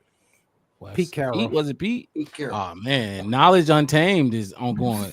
Hey, Knowledge Untamed is going to be your biggest fan right now. I get a fan every podcast. All right. He vouching for Pete Carroll. Honestly, so Pete was so low on my list. You see, I had to throw him in when we showed. So yeah. I mean, he was number 6 on my list, though. Like I said, I jump into Pete. Let's jump into Pete. Yeah, what's up, Wes? I mean, I can go and see my third. I'll just go while you get his name up there and all that. Now, the time you said it, he created the Legion of Boom. He got a Super Bowl. He had a mobile quarterback and Russell Wilson who scrambled, and like I said, apparently, I mean, he got Marshawn Lynch to play football. Have you ever seen Marshawn Lynch? I listen to that man talk and how he talk. He talk like somebody that he don't listen to nobody but his daddy, probably. You know, like he got that type of attitude, and he got him to commit to being a great running back in the football. You know, and I know it was, everybody got their follies, but like he created the Legion of Boom. Richard Sherman, all those guys. You talking about Jalen Johnson being one of the Hall of Fame cornerback? Hey, he Richard Sherman. You want to talk about Bobby Wagner? All these like that great defense that came out, and it's not like he don't know what a good offense looked like, because that Seahawks offense still was kind of lighting it up. Yeah, but he's been there. He's not just that he's been there. He's been there multiple times. He got 2 rings? Don't he got 2? Isn't it 2? Is it 2? Mm-hmm. I got it first. I don't want to say too much, but I know he won a Super Bowl for sure. I know he got 1. I know he won. He has 1, right? Yeah, I know that for sure. And he's been there. He's at least been to the Super Bowl a second time. Yeah, and so getting there is good. Like, I mean, it's the pinnacle of what you can do in this sport, is getting to the Super Bowl, and he's done it twice. And I personally, losing to New England in that time period, it's play call was crazy. Yeah, play calls. I mean, I get that, like that. But like, would y'all rather be in the Super Bowl and say, "Oh man, that one play call we can't get a play call in week 3 right, week 4. We need somebody to get us deep playoff runs." And like, I don't know who said it. It popped up at the bottom, but him with that USC lineage, that legacy, that you know what I'm saying? Hey, Kay, look, I know where you come from. I know how it is. He, like I said, it was a lot of different personalities on it. Look, everybody heard what Russell Wilson is outside of Seattle, and he got him to play good enough to win a Super Bowl. So, like I said, I'm really on, can you coach players? Look, I like Pete because the obvious reasons. It's about the floor. our floor is having Pete Carroll. Our floor will be 8 wins. You know what I mean? 9 wins. That's your floor. He raises our floor, and I mean I don't know where he could take us, what heights he could take us to, but he has done it before. He has what he's done. What he did with Russell Wilson at that point in time, because they had just signed Matt Flynn from Green Bay for all that money. And I think that was Matt Flynn. Yeah, and then you got the balls to say, hell nah. I won't rush this. Give me this rookie quarterback. And the rest is history. We saw what happened next with that team. What's up? And then let's keep in mind how Russell Wilson looked after Pete Carroll. It wasn't, I mean, when he was in Denver, Russell was not looking like Seattle Russell. So I mean, that speaks a lot to coaching.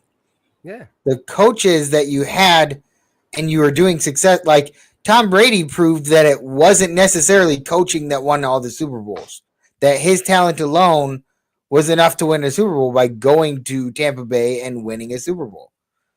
Russell goes to Denver and he gets to a certain point at Denver where they trade him and eat a large chunk of his contract, or no, they release him and eat a large chunk of his contract just because they want him gone. Like that is not the same type of Russell Wilson that was in Seattle. Okay, so let's look at some of the cons. He is the one who hired Shane Waldron to be in with. Shane Waldron was under him for 3 years. 3 years, I think. They weren't Gino. They were successful. They weren't the best. I mean, successful. We could also point out though with the Shane Waldron thing is that he has a connection with Shane Waldron, so. Even if Shane Waldron were still here and they brought in Pete Carroll as the head coach, I would be fine with that because they know each other better than Eberflus. Like you were bringing up earlier, Eberflus didn't really have like this like plethora of people that he could bring in and that he has a good connection with. I don't see him having a connection with Waldron. So the two of them wouldn't necessarily be on the same page. Pete Carroll could have been on the same page with him and been able to offer insights on how to better utilize their players, whereas Waldron may go to Eberflus and be like, hey, I think we should do this. And Eberflus is like, okay. Whereas Pete Carroll might have been like, yeah, well, but what if we do that instead? Like maybe not try so many screen passes this game.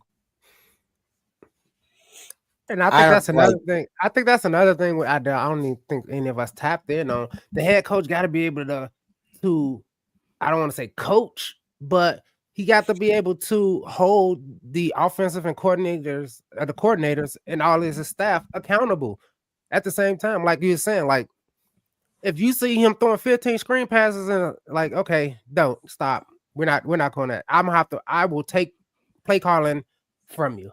I'll let somebody else do the play calling because what you doing ain't working.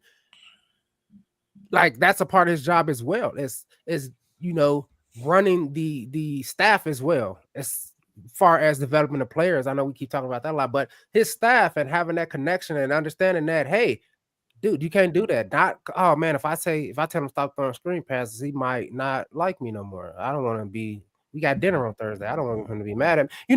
Whatever. You know what I'm saying? Like, no, I don't want to have dysfunction at work. No, like, it's my job.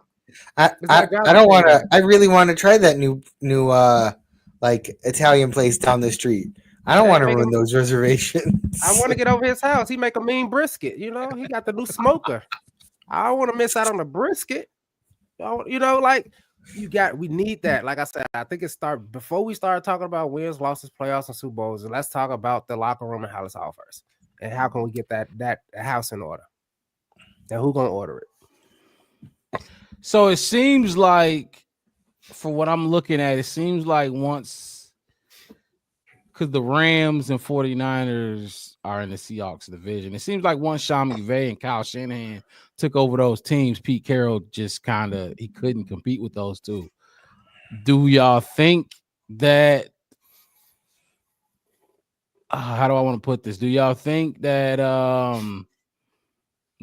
he's still got that head coaching prowess, that innovation that he had in Seattle? Because like I said, I mean, y'all know Sean McVay and Kyle Shanahan, those two teams, they've been good for the last since they became head coaches of those teams. So Pete Carroll kind of took a back seat once that young talent came in. Do y'all think he'll have trouble, being an innovator like he once was? Because I mean, Sean McVay and those boys they're in the same division, and they kind of overshadowed him there. I think it's more. I mean, I wouldn't say that he's getting out coached by those guys in a sense.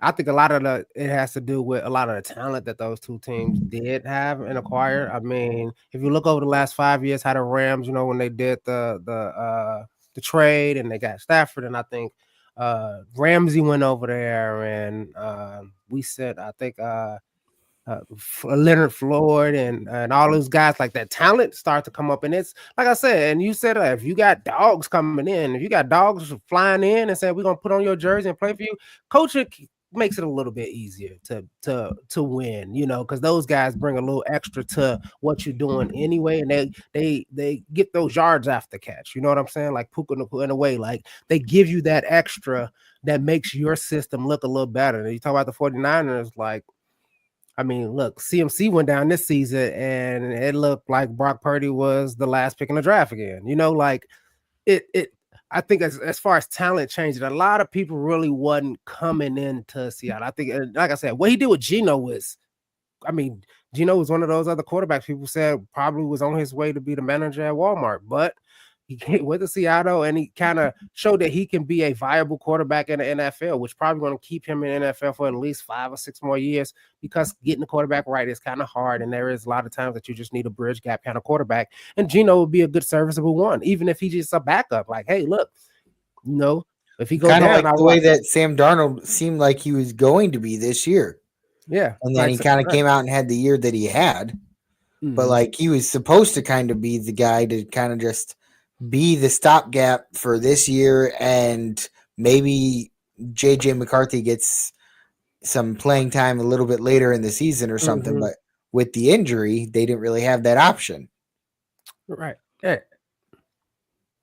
And no, I was just gonna say, and then with that division being as strong as it is, like you were saying, all that kind of, so I could see players like I don't want to go to Seattle. I don't want to have to deal with the 49ers twice and them twice, and they go like, because I get paid by performance, and if we get our ass beat, I'm gonna get that $3 million. I think it was Mike Evans that last game of the season when he got his triple crown or whatever, and he made $3 million at the end of the season, going on to the playoffs, that kind of thing. You want that kind of money.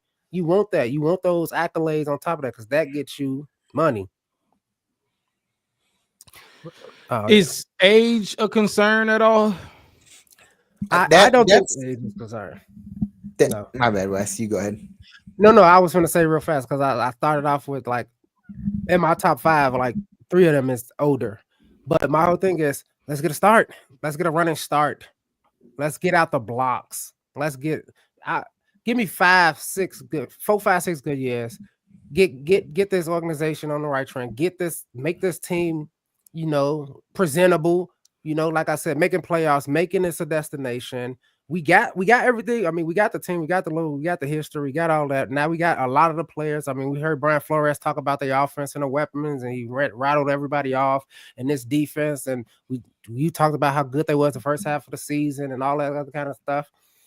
Like stuff like that, like 25 years been that many, all that kind of stuff. So let's try to erase that kind of history and build up to what we said. Hey, look, we need somebody to come in that can take this experienced offense now, because you got Caleb in 3-4 years, and he done got out the kinks, and he knows how it is in the NFL. You got all this, and a lot of these young players, the Roshans, and you bringing in talent. People want to come and play. People want to catch balls from Caleb now, and people want to run behind a decent line that we should be building right now. I don't know why. Hopefully we building it. And building, all that kind of stuff. Like everything to make you want to come. You want to come play for Chicago. You want to be here. You want to be in this historic city, play for this historic team because we are winning. And guess what? If you just want, it's like when Randy went to New England. And nobody couldn't tell Randy Moss he wasn't probably one of the greatest wide receivers of all time. Why did he go over there? Because he knew. He's like, I know what this New England team is now. They're a destination. This is why I want to say I'm going to get TV. They get TV time, prime time games, all that kind of stuff. We're not getting flexed out. We playing viable football. People gonna want to come. If you can give me that in the next 3 to 5 years, decent runs in the playoffs. Like I said, a new hot shot coordinator gonna come out again. They're gonna come. And like I keep saying. Yeah. As for the age thing. That's really the biggest argument that I've heard in the media and in like chat groups and stuff like that is the age. And there are people that are younger than him that don't know how to do the job that he could do. Like what's that? Like I've heard, I can't remember where I heard it, but it was something like somebody said something about like he's forgotten more about the game of football than you'll ever know or whatever. It's from some movie or something like that. And at the end of the day, it's like his experience level, like, kind of trumps the fact that, like, the age is like you don't really worry as much about Pete Carroll being able to do the job. Like, he can do it. It's just a matter of, do you want to let him come in and give you 3-4 good years? Right. And then you have to look for a new head coach because he's retiring. Like, you could say the same thing. Like, there's talks of like when Sean McVay is going to retire. He's not even that old. But I mean, they're always talk like you can have that. You can have that with Ben Johnson. He gets here and he's here for about 5-6 years, and maybe he decides that he's done. He wants to hang up the jacket or whatever, hang up the headset, and go live his life without being a coach anymore. Like, you never know how long you're going to have any coaches. All right. So I would say bring in somebody that knows how to win and get back to actually winning. And then if you need to figure out something to do with the next head coach, but for the time being, get somebody that can actually win. This is another coach that let's put him through the questions. Once we put him through the questions, he checks most of these boxes more than Ben Johnson did. Does he win? Clearly, we spoke about the Legion of Boom and that Seattle team. Does he lead?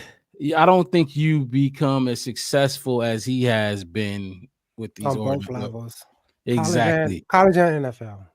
If you don't lead. So I guess we can all say yes to that. Head coaching experience. Does he have head coach experience? Obviously.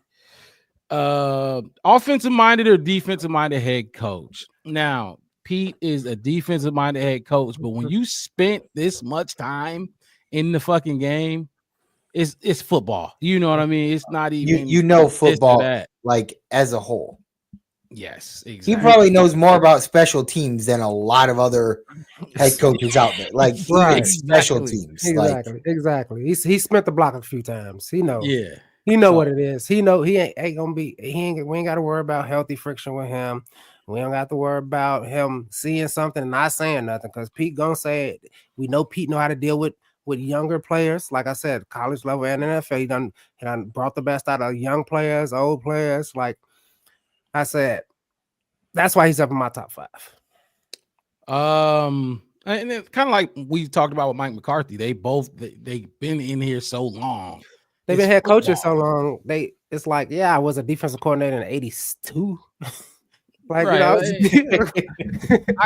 I'm sure Pete can go coach one of the linebackers up if he need to. Like, come on now. That's disrespectful saying he couldn't if somebody did say he couldn't. Right. Knowledge. We hear you. We trust me. Yeah. We hear you. We hear you.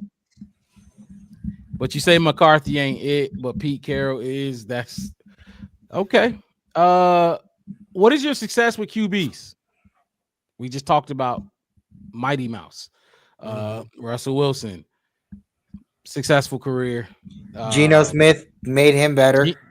Geno Smith revamped his career for sure. I mean, yeah, you can say it about one QB, but if you can say it about two, then it shows a pattern. If you can really only say that you've had one success story with a QB, then it's not really necessarily like you're good at developing.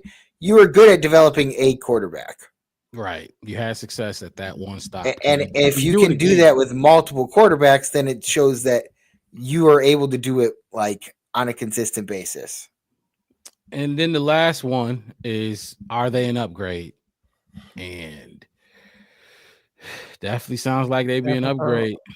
Sound like an upgrade to me. Like I said earlier, though, I definitely feel like most of these guys are going to be an upgrade. So it's sad to say, but like there's probably only like maybe one or two names on that list that would not be an upgrade over Flus or whatever. Like that's why we're getting in the real. Okay, y'all want you ready to move on to Aaron Glenn, Devin? Sure. Aaron Glenn for me, so he fell lower than, for me he was 7. He fell lower than, but like I told y'all, I just gave a disclaimer. Like I got Thomas Brown over him, but he could be, you know what I mean? He could be over Thomas Brown for sure. Like, for you know me, what I the mean? reason he's higher is because of his success. Like Thomas Brown didn't have success before he not really. Like he's not like got this winning drive behind him or whatever. Like the Lions defense has been pretty good. Like they're doing well. And to me, the Lions defense, it's not like they had like these big names that they signed. They just picked players and developed them. Like it's not like, and I never felt like they were going out there and like signing all these big name players. Like they drafted players, and like Jack Campbell, I like him. He's a really good player for them, and he also came from Iowa though, so I'm a little biased. Ryan Branch is another one they drafted. Their safety there, that's another good one. And this year they, if I remember correctly, in their draft, they went out and got a whole bunch of defensive players.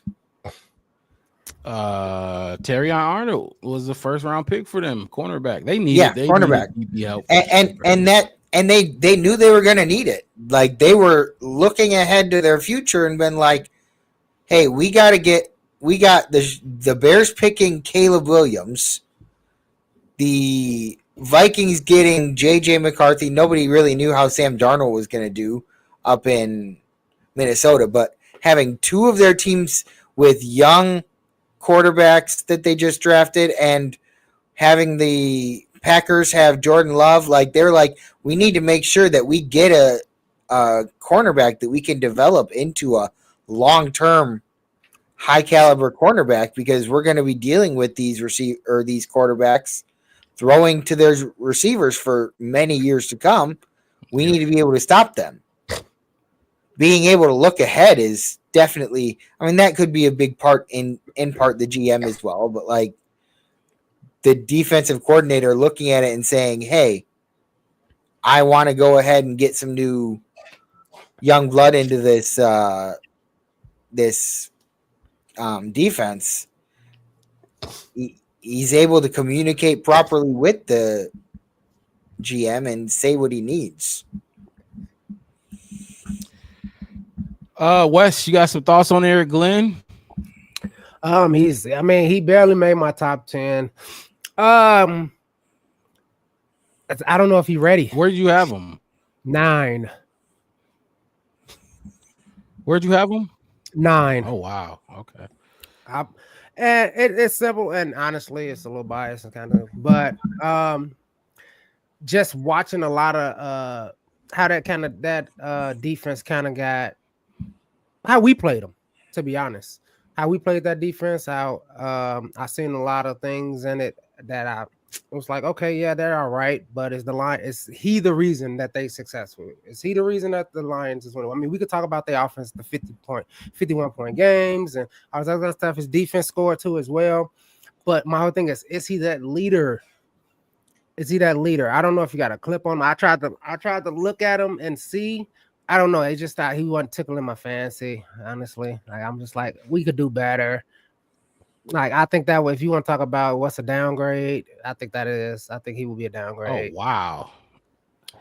Okay. I think he's really good at because look, that defense is depleted.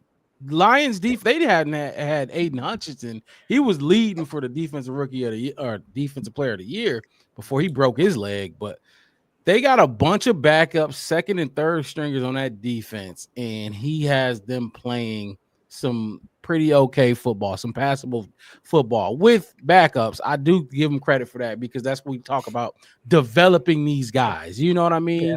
Developing. You got this D line, half of literally half of that D line is third stringers because they lost so many guys. I think it was like 13 second and first string players that are on IR. And they're still making things happen. I give him credit for that. I wouldn't say he's a downgrade, but I think he can get as the a best. I think defensive coordinator, sure. I mean, head coach, like that's a different beast. Because I think he's gonna be a head coach. I think he's gonna get one of these jobs. That's the thing. I don't think he's going back. He'll be in Detroit again. I think Ben Johnson and he will be going. If Ben Johnson and Aaron Glenn leave, it's gonna be a different Detroit team. But I don't know. You guys seen the clip? You know that clip from Waterboy where the coach goes in and takes the green notebook or whatever in the flashback of the other coach when he gets this new job. Yeah. People are saying that's exactly what Dan Campbell's gonna do. He's gonna walk in there and be like, "Now I'm gonna need that notebook." Yeah, that's probably the Detroit Lions. This play sheet is probably the Detroit Lions. We need this to stay. But no, yeah, like I said, I just don't know if he kind of like when we talked early on about Ben Johnson saying, "Hey, look, he was waiting." Till he felt really ready to be a head coach. And I think Aaron Glenn will be one of those guys that's jumping in the water too fast. Like I said, great defensive coordinator. I think he can, but I don't know if he's ready to be a head coach. I mean, sure, he'll get a job. I mean, he's giving a team, when your team and do. There are a lot of teams right now looking for head coaches. Yeah, I know. Right. And then when your team looks like that and that turnaround and you have that story behind you that the Detroit Lions have and the whole new look and everything else, everybody want a piece of it. Everybody want a piece of, success. Everybody want to try to, get success out of what everybody else is doing. But I really feel like to me, the downgrade is, I don't know if his experience is enough to come in and do what we kind of want him to do. Definitely would be a first-time head coach. I think what he has going for him is, and where the comment go? This right here. He said, Aaron Glenn, I do like people say Tomlin because he's black, but nah. He's a big, angry, mean, nasty brother. He is like Brian Flores, in my opinion. He's gonna hold these dudes accountable. He's a former first round pick, draft pick. He's a player, former player, and we all know the former player coaches. They usually are successful because they can relate to these dudes a little bit better. It just goes to accountability again. He's more along that side because he's defensive minded, so he's gonna hold the team accountable for mistakes they make and just boneheaded things they do in the media and shit like that. But very inexperienced. I don't even know how much experience he has as a defensive coordinator. Yeah, this is his first defensive coordinator job. So he's definitely inexperienced, but I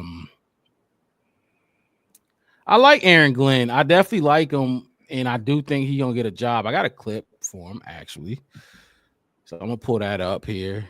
And I like this clip too. I like what he said. I think y'all gonna like what he said too, just because it gives grit. He gives tough, hard nosed, head coaching styles. So Yeah, here's no, I mean, Aaron I like. Glenn. I don't know. I just think I think he's only been a defensive coordinator for like 4 years now, and before that, he was Yeah, a this is his first defensive. job. Before he was just a D-backs coach Right. for New Orleans and Cleveland. But here he is. Get the job interviews out of the way. You've interviewed for so many the last 3 years. How much better did you maybe feel prepared for this round? And do you ever get questions in those interviews that maybe change the way you think about coaching and leadership in general? I think you learn a number of things from each year that you go through them, and you try to improve on those each year.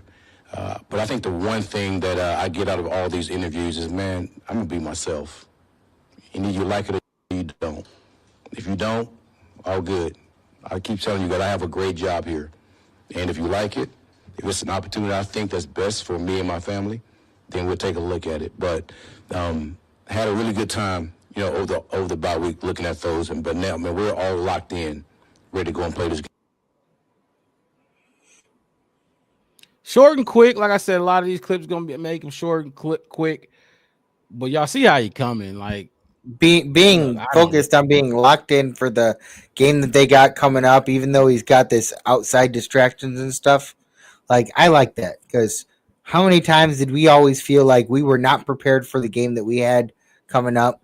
Like, after the Hail Mary game, like, we were not prepared to go into Arizona, and we just, like, we fell apart as a team. Like, having a coach that could kind of get you guys focused on being ready for that next game, to me would be helpful. Yeah, I like that. He said, look, I'm gonna be me regardless. Whether you like it or you don't like it, I'm gonna be me. And he talking about not with the team, but he talking about in these interviews to these owners and GMs. Like, I'm gonna be myself. I love what I got going on here in Detroit. You know what I mean? I don't have to come and coach y'all. Yeah, I can wait. he's like, I don't gotta leave. Yeah, you gotta be a tough. You gotta be a tough guy to love being in Detroit. You gotta have some grit for that shit. But like I said, it's nothing. Like I said, for me, I dropped them down. Just experience. Like, nothing wrong with the man. That's just the experience of it. And like go ahead. No. That's like I was saying. My whole thought process is getting it started. 3 to 5 years for us. Get us started. Like we said, we gonna probably have Caleb. Hopefully, I mean, the way things is going, 18 years, we probably gonna have another coach by the time Caleb retires as one of the best Bears in NFL and one of the best Bears in our organization ever. That's fine. Probably gonna have another head coach, but just getting us started. And a lot of these coordinators and these assistants that's coming up, they just getting started. And we need somebody who's been there, done that. And that's why my list is really head coach experience, top heavy. If you have some experience, you kind of move up. And that's why but I didn't want to drop him out of my top 10 because, like I said, I wasn't putting I think one of these other guys on here, I was like, who? Anthony Weaver. I think that's the one I was like, I don't even know who this dude is. Is that his all right, name well, on there? Yeah. Yep. Oh, by the way, the Bears, within the last hour or so, they finished their interview with Adam Stenovich. Okay. From the Packers offensive coordinator. Okay, let's put Aaron Glenn through the questions then. Does he win? I mean, he's in our division. Yeah. Exactly. Does he lead? I think so. It's hard to tell, but only because of the fact that in the same way that Ben Johnson, we don't know if he can lead. Dan Campbell is kind of the leader of that team, so it's kind of hard to really know what Aaron Glenn can or can't do. Like, from his interview, it feels like he probably could, or not interview, from his press conference. Right. It feels like he probably could, but the only real way to know is when he actually gets that opportunity. And so, I mean, like, kind of, to me, I put him in the same boat as Ben Johnson. He happens to be on a team with a very powerful presence as head coach. And so you're gonna naturally just defer to that guy. Yeah, we'll see in 5 years, Aaron. Do you have head coach experience? No. No, he does not. Like we said, he basically checking the same boxes his counterpart did. Offensive minded or defensive minded? Defensive. Definitely talked about it. And this is now, what is your success with QBs? He don't got any. Yeah. See that's where Ben Johnson gets that edge over him. I mean, there are other areas, of course, that I think Ben Johnson may have an edge to, just kind of like because of the fact that, like, otherwise, if they were so closely matched, he would be number 2 on everybody's list. But he's not. He's usually a lot further down on people's lists, and it's because of the fact that Ben is just the more desirable head coaching candidate right now. Then the last question, which Wes, you kind of touched on it already. Are they in upgrade from what we had previously? I say yes. I would say yes, just because I don't think he's taking no shit from those players. But like he basically, to me, he's Eberflus with a backbone. With a backbone to him. I mean, he might not be as good of a defensive coordinator though as Eberflus. That part kind of would remain to be seen. Like, but I would say more of a lateral move. I know I said downgrade before, but I think I can agree that a lateral is more a lateral movement. Yeah, a lateral movement. I can agree with that. That'd be fine. Yeah, I can see how you. Yeah. I just feel like because a downgrade, I just feel like that's it. It's tough for people to be worse than Flus. Yeah, he's just really low on my list. Like I'm not even comparing on these people to Eberflus. I didn't even think about would it be. So I'm kind of riffing here, freestyling this as I'm thinking about it.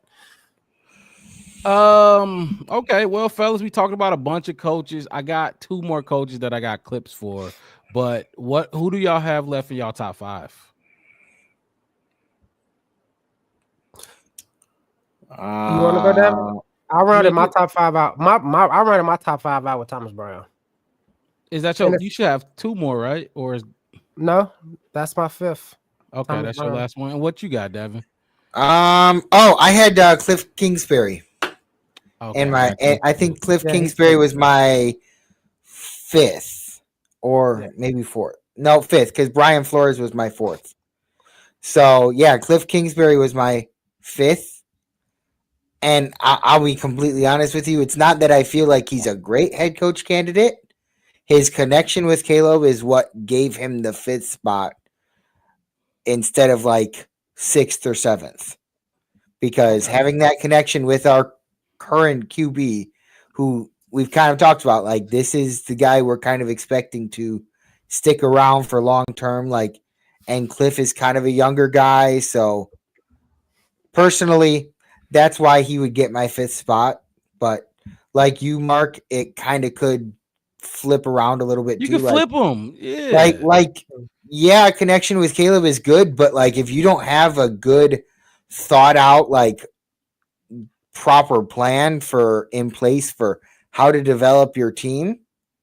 Now, if you get Cliff Kingsbury and then you go and get Ron Rivera as your defensive coordinator, like, I still think that any one of these offensive guys bringing in Ron Rivera would be the best solution. Like, imagine a team of like Mike McCarthy as your head coach and Ron Rivera as your defensive coordinator. Like, that would be some fun football to watch. Yeah. All right. Well, let's jump into Cliff Kingsbury. I mean, I dropped him out of my top 5 simply because, I live down here in Arizona. I seen what he did with the Cardinals, and I got to see what Kyler Murray talked about him and all that. He was decent, but he kind of gave me that Shane Waldron kind of feel of he gets stuck in his ways a little bit too much. And that's what was coming out the Arizona camp a lot was he was like, hey, Kyler Murray said he was like, dude, I wanted to be a quarter. I wanted to throw the ball. He was designed as way too many runs. Basically what he said, I'm too small to be running like he want me to run. And I think that's counterproductive to what Caleb do. And then on top of that, with the Caleb connection is I haven't heard Caleb vouch too much for Cliff Kingsbury. So You got a good point. I haven't maybe, I've heard him talk a lot about like Ben Johnson. yeah, he talked about a lot of that. He's mentioned them a few times, but like you said, it was no vouching. Wow. But I mean, I would really love it if they brought him in. Nothing like that. Yeah, I would love I would love to play for him again because I think they ask him about him a bunch of time, and he's just like, he's a good guy, he's good. Like, okay, like I wouldn't be, but like when you get honestly, once we get down to this portion of my list, that's why I killed it with Thomas Brown. I'm like, at the end, like that's it. Like the top four is, if we go below those top four that I got in my top four, I'm just like, okay. A bridge. It's gonna be a bridge year coaching to somebody else, maybe. Well, when he was in Arizona, they started 6-0 with Kyler Murray as a rookie quarterback. I think it was his first stint as a head coach in the NFL, so I think it kind of ended a little rough. But let's not forget Cliff Kingsbury developed Patrick Mahomes at Texas Tech. Also developed, but Patrick Mahomes wasn't coming out of college as this like amazing quarterback. Like he was, if he was developed into the way that like he was supposed to be this world beater quarterback, he should have been. We gotta remember Mitch went second in that draft, and he should. Right. But I'm saying that like Mahomes should have been higher than 10. He should have been maybe higher than 10, but not necessarily like number one.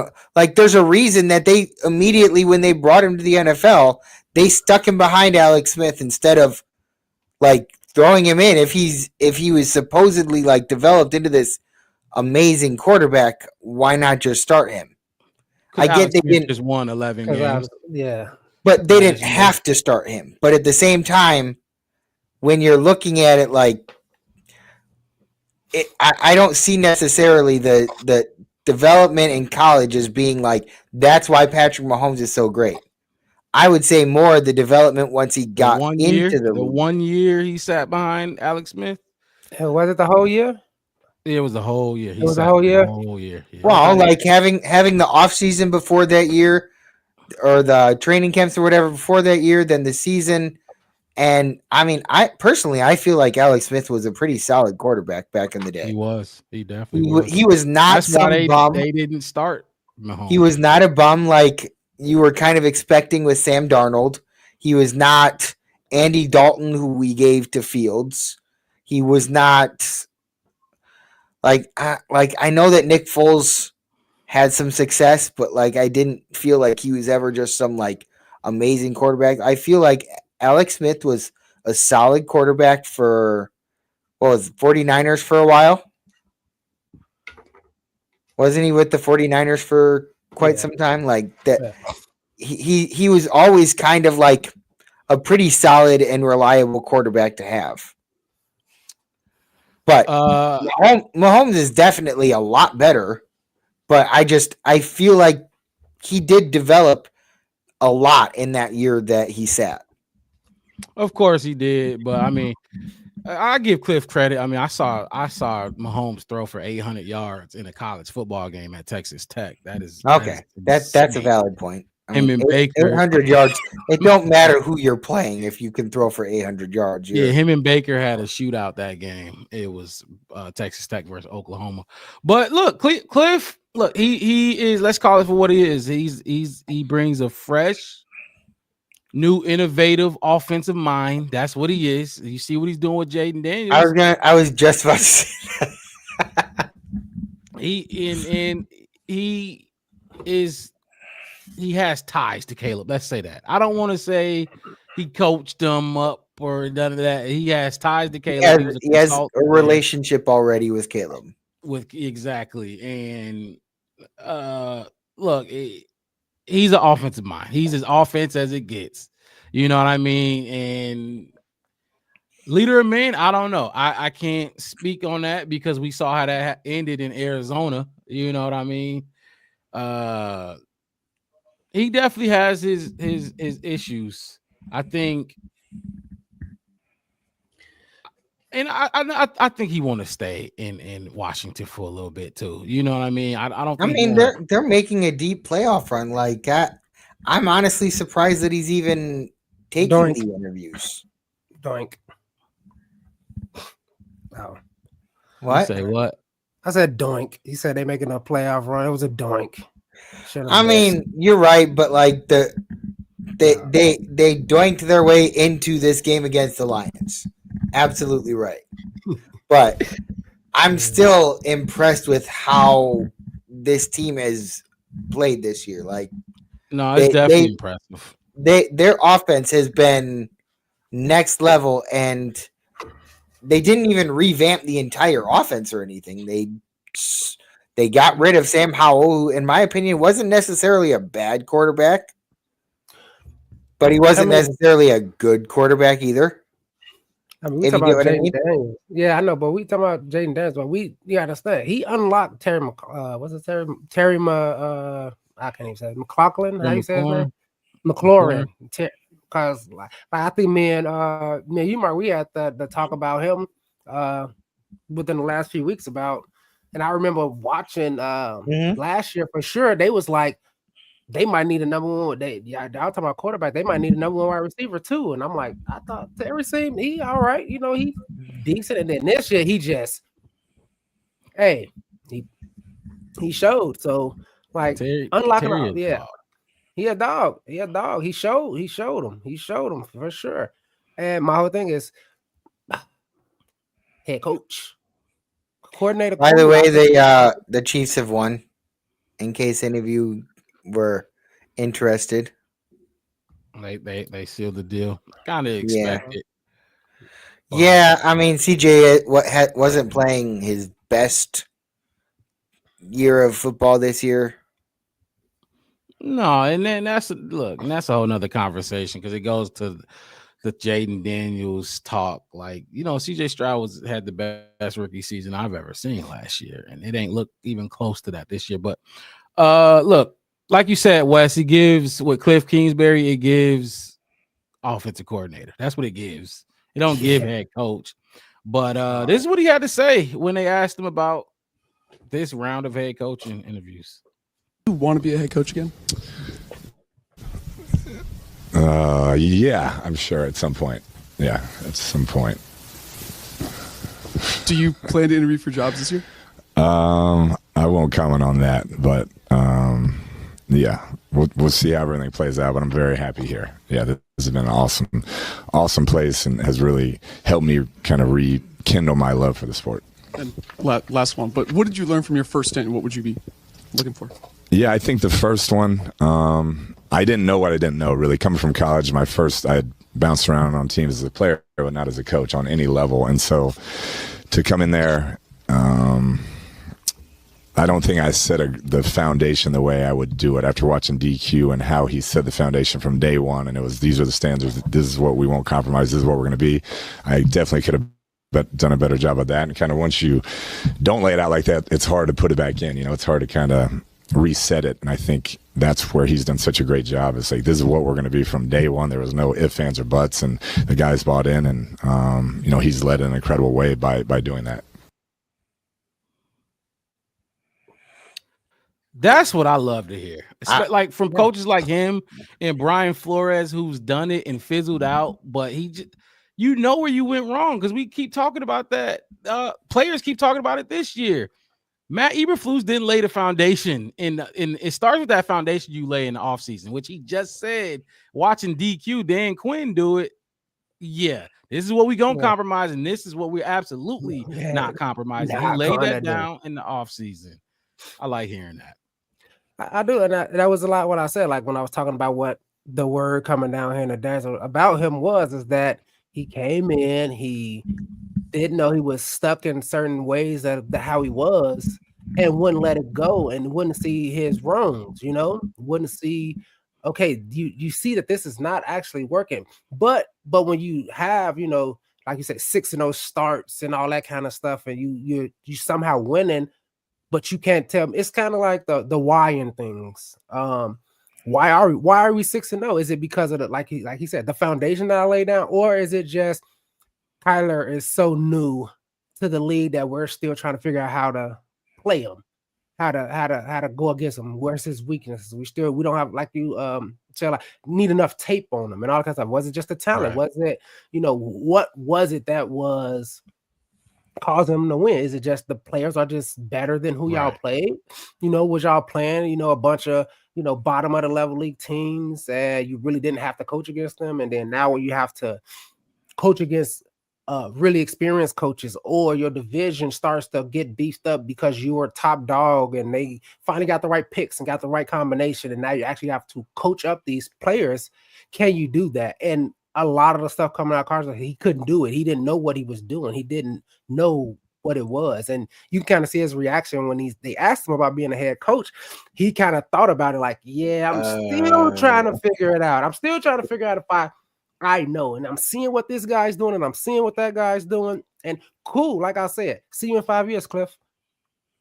Maybe we bring you in 5 years after we get this thing started, and we want somebody to come in, and now you don't have some experience and some time. All right, cool. But we don't need somebody who is still trying to figure themselves out. And that's why he dropped out of my top 5. I can see that. I get your reasoning there. And to be quite honest with you, watching that press conference, it definitely doesn't even look like he's super invested. Like, maybe he took the interviews or whatever just to kind of, because even if you're not going to take the job, a lot of times taking the interviews helps you get better at going through the interview process and stuff like that. And who knows, maybe they might just throw a whole bunch of money at you and you could just decide to take the job. But he legitimately seems happy there in Washington enough to the point where he probably would have to be an awful lot for him to leave. He seems like he's happy. He's having some success with Jaden Daniels right now. So and that's all he got to worry about. His you offense. We could have interviewed him. At least got one in, and we didn't do it. He didn't take any interviews, and he honestly, if Cliff Kingsbury had been our offensive coordinator, then I don't necessarily see us firing Eberflus this year at all.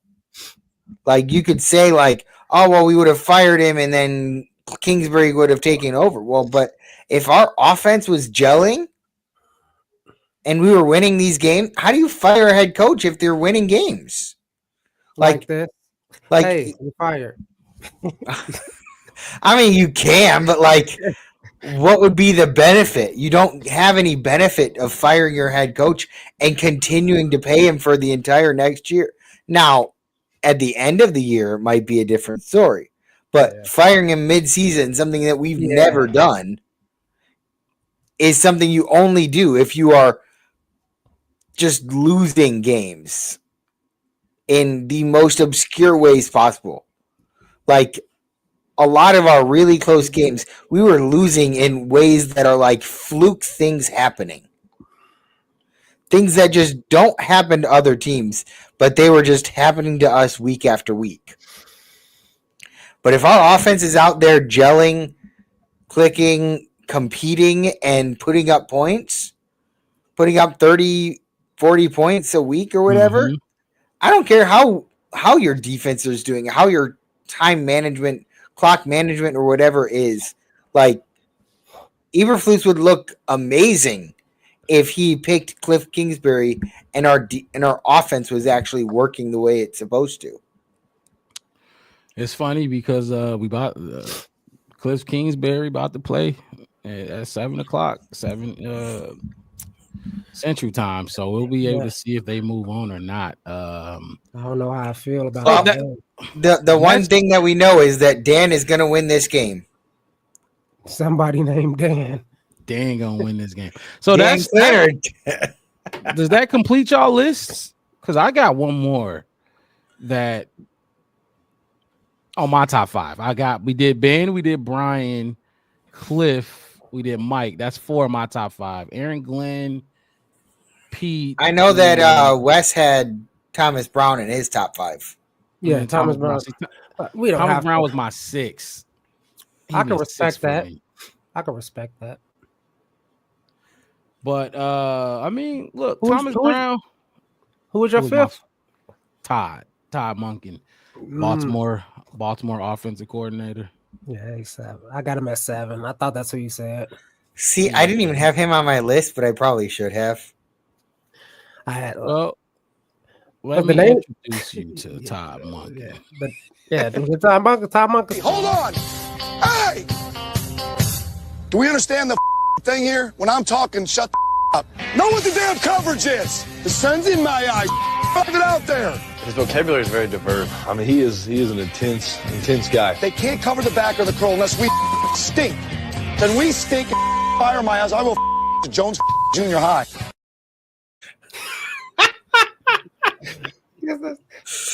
I mean, you talk about a guy that can like a guy being very like hard nosed, hardworking, don't give a shit about nobody else. Like that's it right there. You hear him just fucking. He definitely would make version of himself. Yeah, he definitely would make press conferences after the game a lot more fun for us to watch. Yeah, but I mean, what I like, like when you played that, and I was going through it, I was like, oh yeah, Todd Monken. I was like, oh, that's the one from the video. Look, he shot up when I just from the video, looking at the Ravens offense. Oh yeah. The Ravens offense has been good for a while. Like but not like this. Not like this. True. Not like Lamar. Lamar has won 2 MVPs already? Back to back, I think. Yep. This season he's having is better than both of them by far. That's crazy. Now he got the crazy part though is that like he isn't running as much because they brought in this like stud of a running back, and so his MVP like statistics and stuff, like his stats that are kind of gearing him towards an MVP, his resume for an MVP is legitimately from him being a quarterback. Yeah. Which has been the kind of like the caveat for most of his like success is, well, he's not really a quarterback, he's a running back. Well, this year he's proving he can be a quarterback. Which is crazy because he throws for 3,700 yards easily every season he plays. Yep. Who y'all got for MVP, Josh or Lamar? Lamar. I don't care if it's 3 in a row. I don't care if people look. I mean, just look at him. Look, I mean, Josh is good. I mean, don't get me wrong, but it's kind of like saying who I got winning the Super Bowl. I got the Chiefs until otherwise. I mean, Jared Goff is kind of in the conversation too for MVP. Just not as much. He's third for sure. He's definitely third. Yeah, not as much as. Sorry, Saquon. I mean, Saquon had a pretty damn good year. I mean, in my head, I keep replaying that like jump backwards over the whole dude's head, like. Backwards hurdle is in Madden now, and the only person can do it is Saquon in Madden. He the only one can do it. 41. Lamar got 41 passing. This is just passing. 41 passing touchdowns and 4 interceptions, and all 4 were tipped passes. I remember that too. Like I remember when somebody was talking about it, that like none of his interceptions should really be counted against him. Yeah, that's insane. And if you watch, I got Josh. I'm not gonna lie. I watch. My whole thing is, I watch Patrick, I watch Golf, I watch Jackson, and I watch Allen, and people want to say he ain't no quarterback. If you look at how they played this whole season, Lamar. A lot of people like Devin was saying. A lot of people want to say he's not a quarterback, but if you watched him in the pocket, his scrum, like he doing it way better than Josh Allen doing. Like Patrick go home. A lot of their success is off just talent, crazy flip passes. The Josh Allen reception that they counted as a pass to itself because he threw it and got the lat. All that kind of stuff. It's like it's I forgot what word, like manufacture. Like they had to make a play. You know, a lot of they guys play. Lamar's just quarterbacking. That's simple word. He's out there quarterback. He's pointing to spots for receivers. I forgot what it was. It was a touchdown pass where he scrambled out and he waited and he just stared down the linebacker because he wasn't gonna come and get him because I'm gonna run past you. He said, remember that one when he just looked at him and he just pointed and then the way the ball come out his hand, like this is if he won MVP the last 2 seasons, there's no reason he shouldn't win this one. Like I think the story of Josh Allen is probably the reason, but I don't think it's because he outplayed Lamar. Me personally, and I say I would give my vote to Josh. First of all, these numbers, you can't argue with these Lamar numbers. They are insane. It's ridiculous. If he don't win it, it's ridiculous. And I'm saying Josh. But just because Josh ain't got Derrick Henry, Josh got less help than Lamar, in my opinion. I know Baltimore just finally had their first Pro Bowl wide receiver, Zay Flowers, in history, I think. So Zay Flowers is a Pro Bowler, but I don't know. James Cook is good in Buffalo, but he ain't no Derrick Henry. And Derrick Henry had 2,000 this year. I don't know. Look. I can't argue with anybody that says Lamar, but I just think Josh is doing it with a little bit less help than Lamar. But when you look at these numbers, 41-4, that's like some Aaron Rodgers type shit going on with Lamar. Crazy. That's crazy. I mean, give credit to Todd Monken for helping that out too, making him elevate his game. What Lamar has become as a passer is just wild to me. Ridiculous. And I love it for him because, like you said, people be hating on him. And they hating on him. And he little. I mean, he that small. You know, he that mobile, smaller quarterback. I mean, you know, I've seen people try to take Josh Allen. I mean, Josh Allen, a big dude, man. I done seen him up against other players. I'm like, I never really realized how big Josh Allen is. That's a big dude, man. He's big. Like a lot of these, but to see Lamar just, I mean, I think he made a comment. He said, you know, I'll be out there jogging. Don't tell me that you out there jogging. I'm watching you and I can't keep up. The screens and the cameras can't keep up with your jogging. That's ridiculous, bro. It's just ridiculous. And just his attitude, like, hey, how you feel about this quarterback and that quarterback? He's like, oh, I don't go hang out with them. They say when I retire, I'll probably go sit down with the Joe Burrows and the Josh Allens and the Mahomes and we can banana boat it then. He's like, but I ain't trying to be your friend right now. No, Lamar got a chip on his shoulder for sure. And that's what I like because he playing with the feeling of they could replace me tomorrow, even though that's how I feel like he plays now. And he got something to prove. I mean, they not.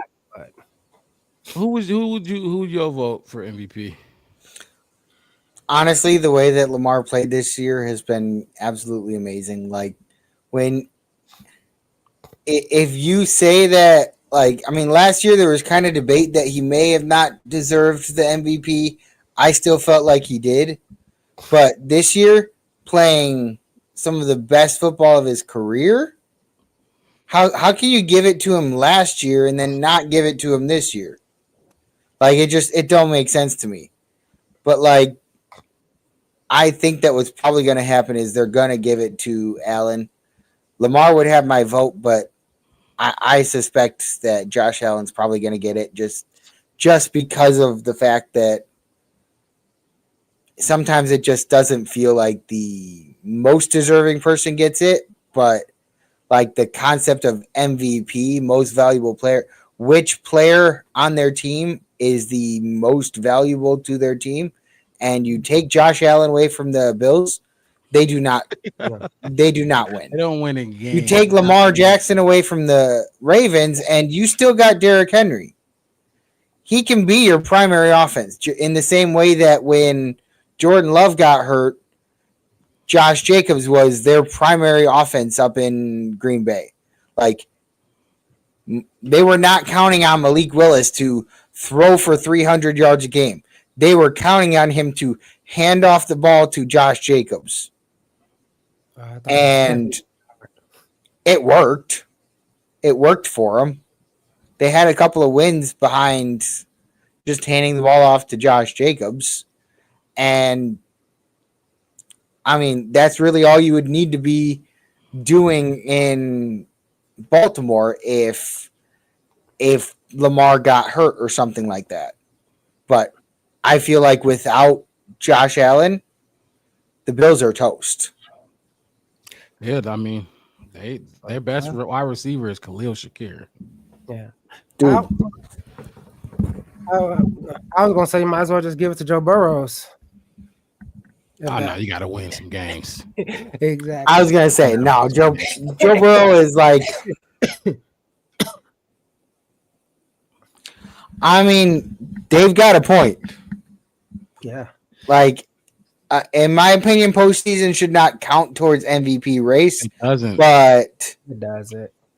When it comes to the already in. Oh, it does. Okay, I was gonna say like because I feel like that people will vote on like if you're going like if you look like you're gonna like go all the way, they want to vote the person who's gonna make it to like the Super Bowl. Honestly, so is there MVP for that? You say what? It's already MVP for that. There is, but yet it still feels that way sometimes. Like the players aren't usually on like the better teams that I mean, you could have the highest statistical player in the league, but if you don't have the wins, you're not really going to get any MVP votes. Kind of like you brought up Joe Burrows. Mm-hmm. I was joking. Don't take me serious on the Joe Burrows comment. I mean, balling. You bring up a good point that like he would statistically he had a pretty dang good year. He just lost a lot of really close games. And losing the close games is what costs him the potential of even being discussed. Yeah, Joe Burrow had 43 touchdowns. Lamar had 41. He had 9 interceptions. Lamar had 4. But Josh Allen only had 28 touchdowns and 6 interceptions. Yeah. Yeah, it's like that. It's going to Lamar. Let's be real. At this point, like I can't see a world where 29 touchdowns is good enough for an MVP, but 41 touchdowns is not. It's crazy, but when you watch those games, like you said, you take Josh off that team. I mean, Josh also had 12 rushing touchdowns. Lamar had 4. So, well, they had Derrick Henry now, so they don't really need him. They got Derrick Henry. They don't need him getting beat up like that. Look, like I would not be surprised if Lamar got it. Yeah. I just think when you play Buffalo, you gotta worry about Josh. You play Ravens, you can't even devote all your resources to Lamar but it should be interesting. It should be very interesting. And I mean, who knows? Maybe this game tomorrow will affect it. We'll see. It's going to affect the narrative for sure. Oh, definitely. Hell yeah, it will. Hell yeah. And it's going to be a good game, and I'm going to be watching. Y'all got any last thoughts y'all want to talk about with any of these quarterbacks, any of these coaches before we wrap this thing up? No, I got none on the coaches. I was trying to figure out how the Lions and Washington both can lose. I don't know how to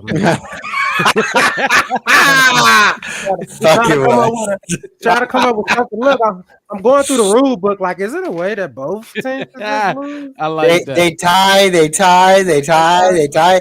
And after 27 overtimes of tying, they finally both just take an L and go home. Nobody winning. That is funny. That look. Oh man, it's sick because I almost want the Lions to just be in this.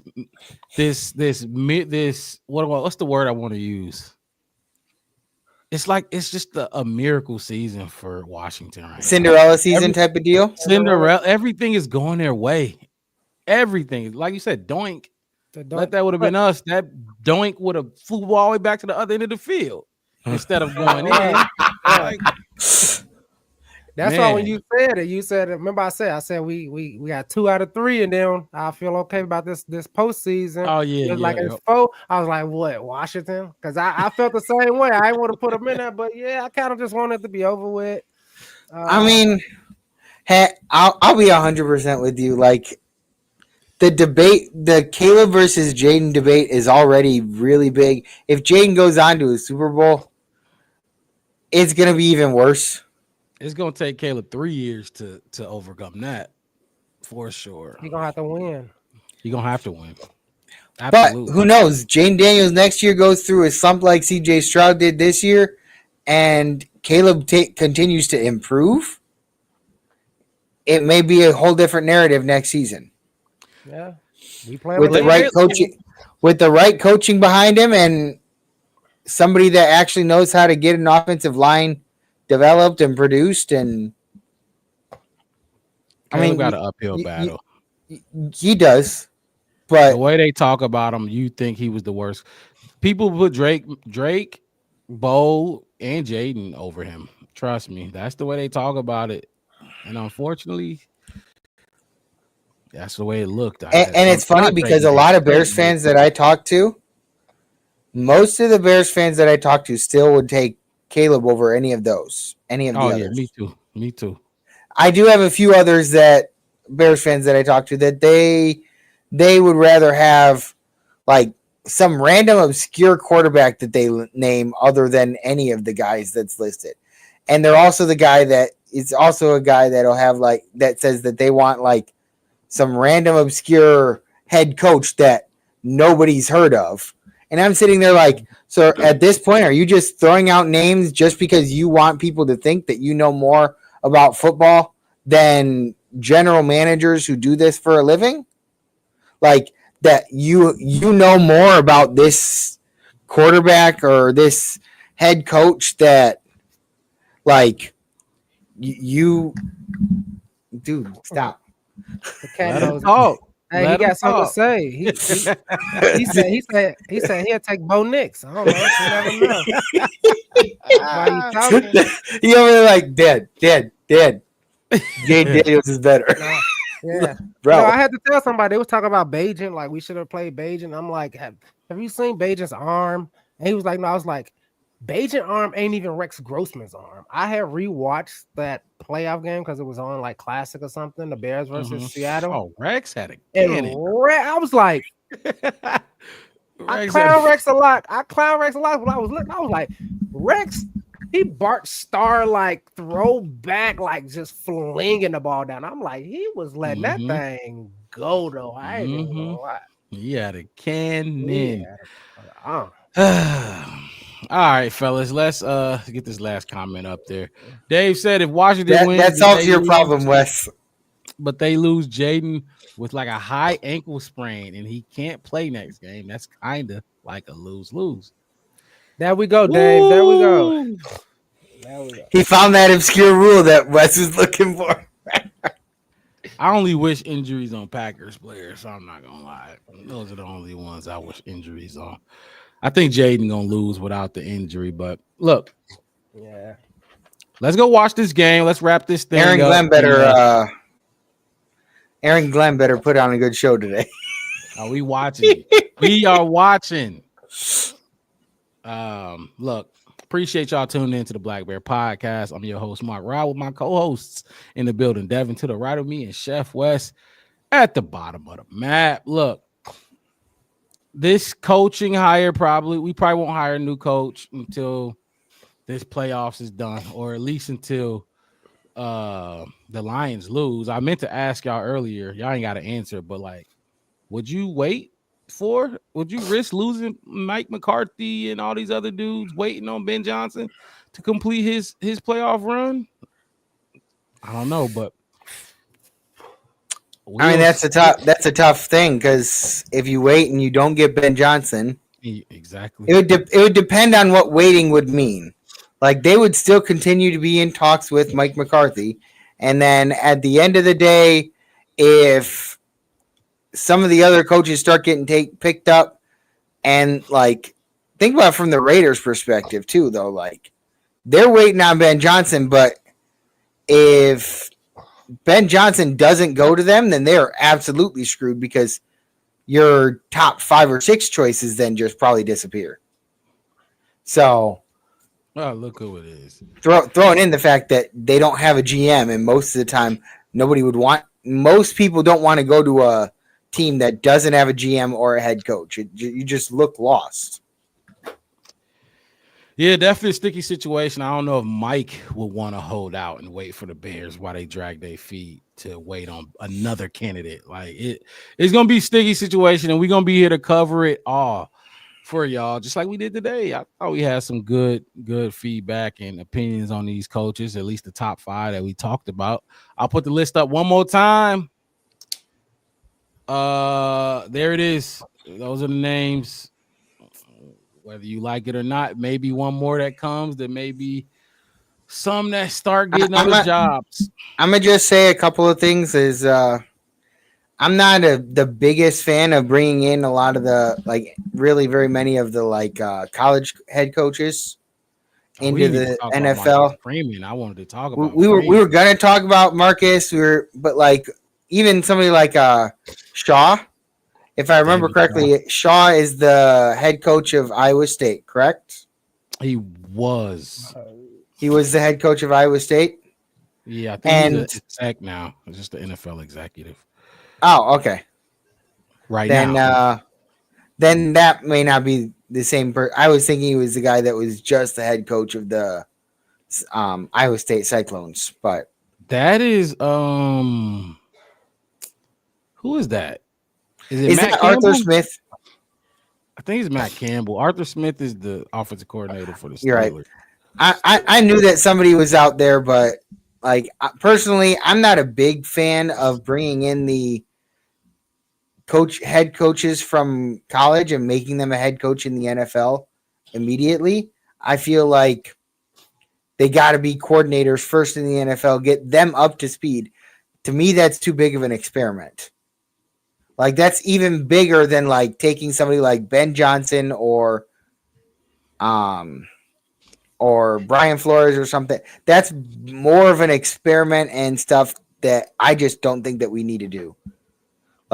You're not going to necessarily there's going to be too much time involved getting them up to speed in the NFL.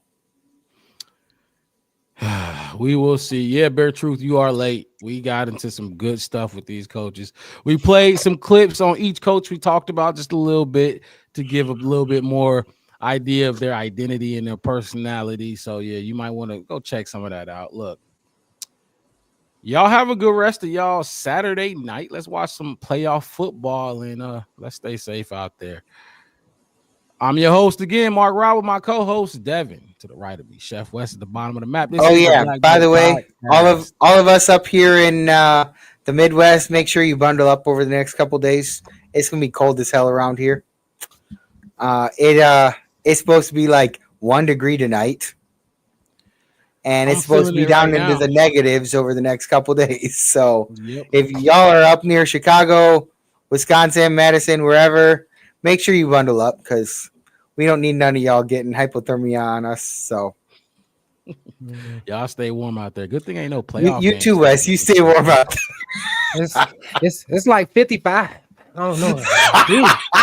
Hey, that's cold for y'all though, ain't it? That's 55. That's cold. That's cold, but he's just giving us shit because we actually cold. Where my hoodie? I need them long sleeves.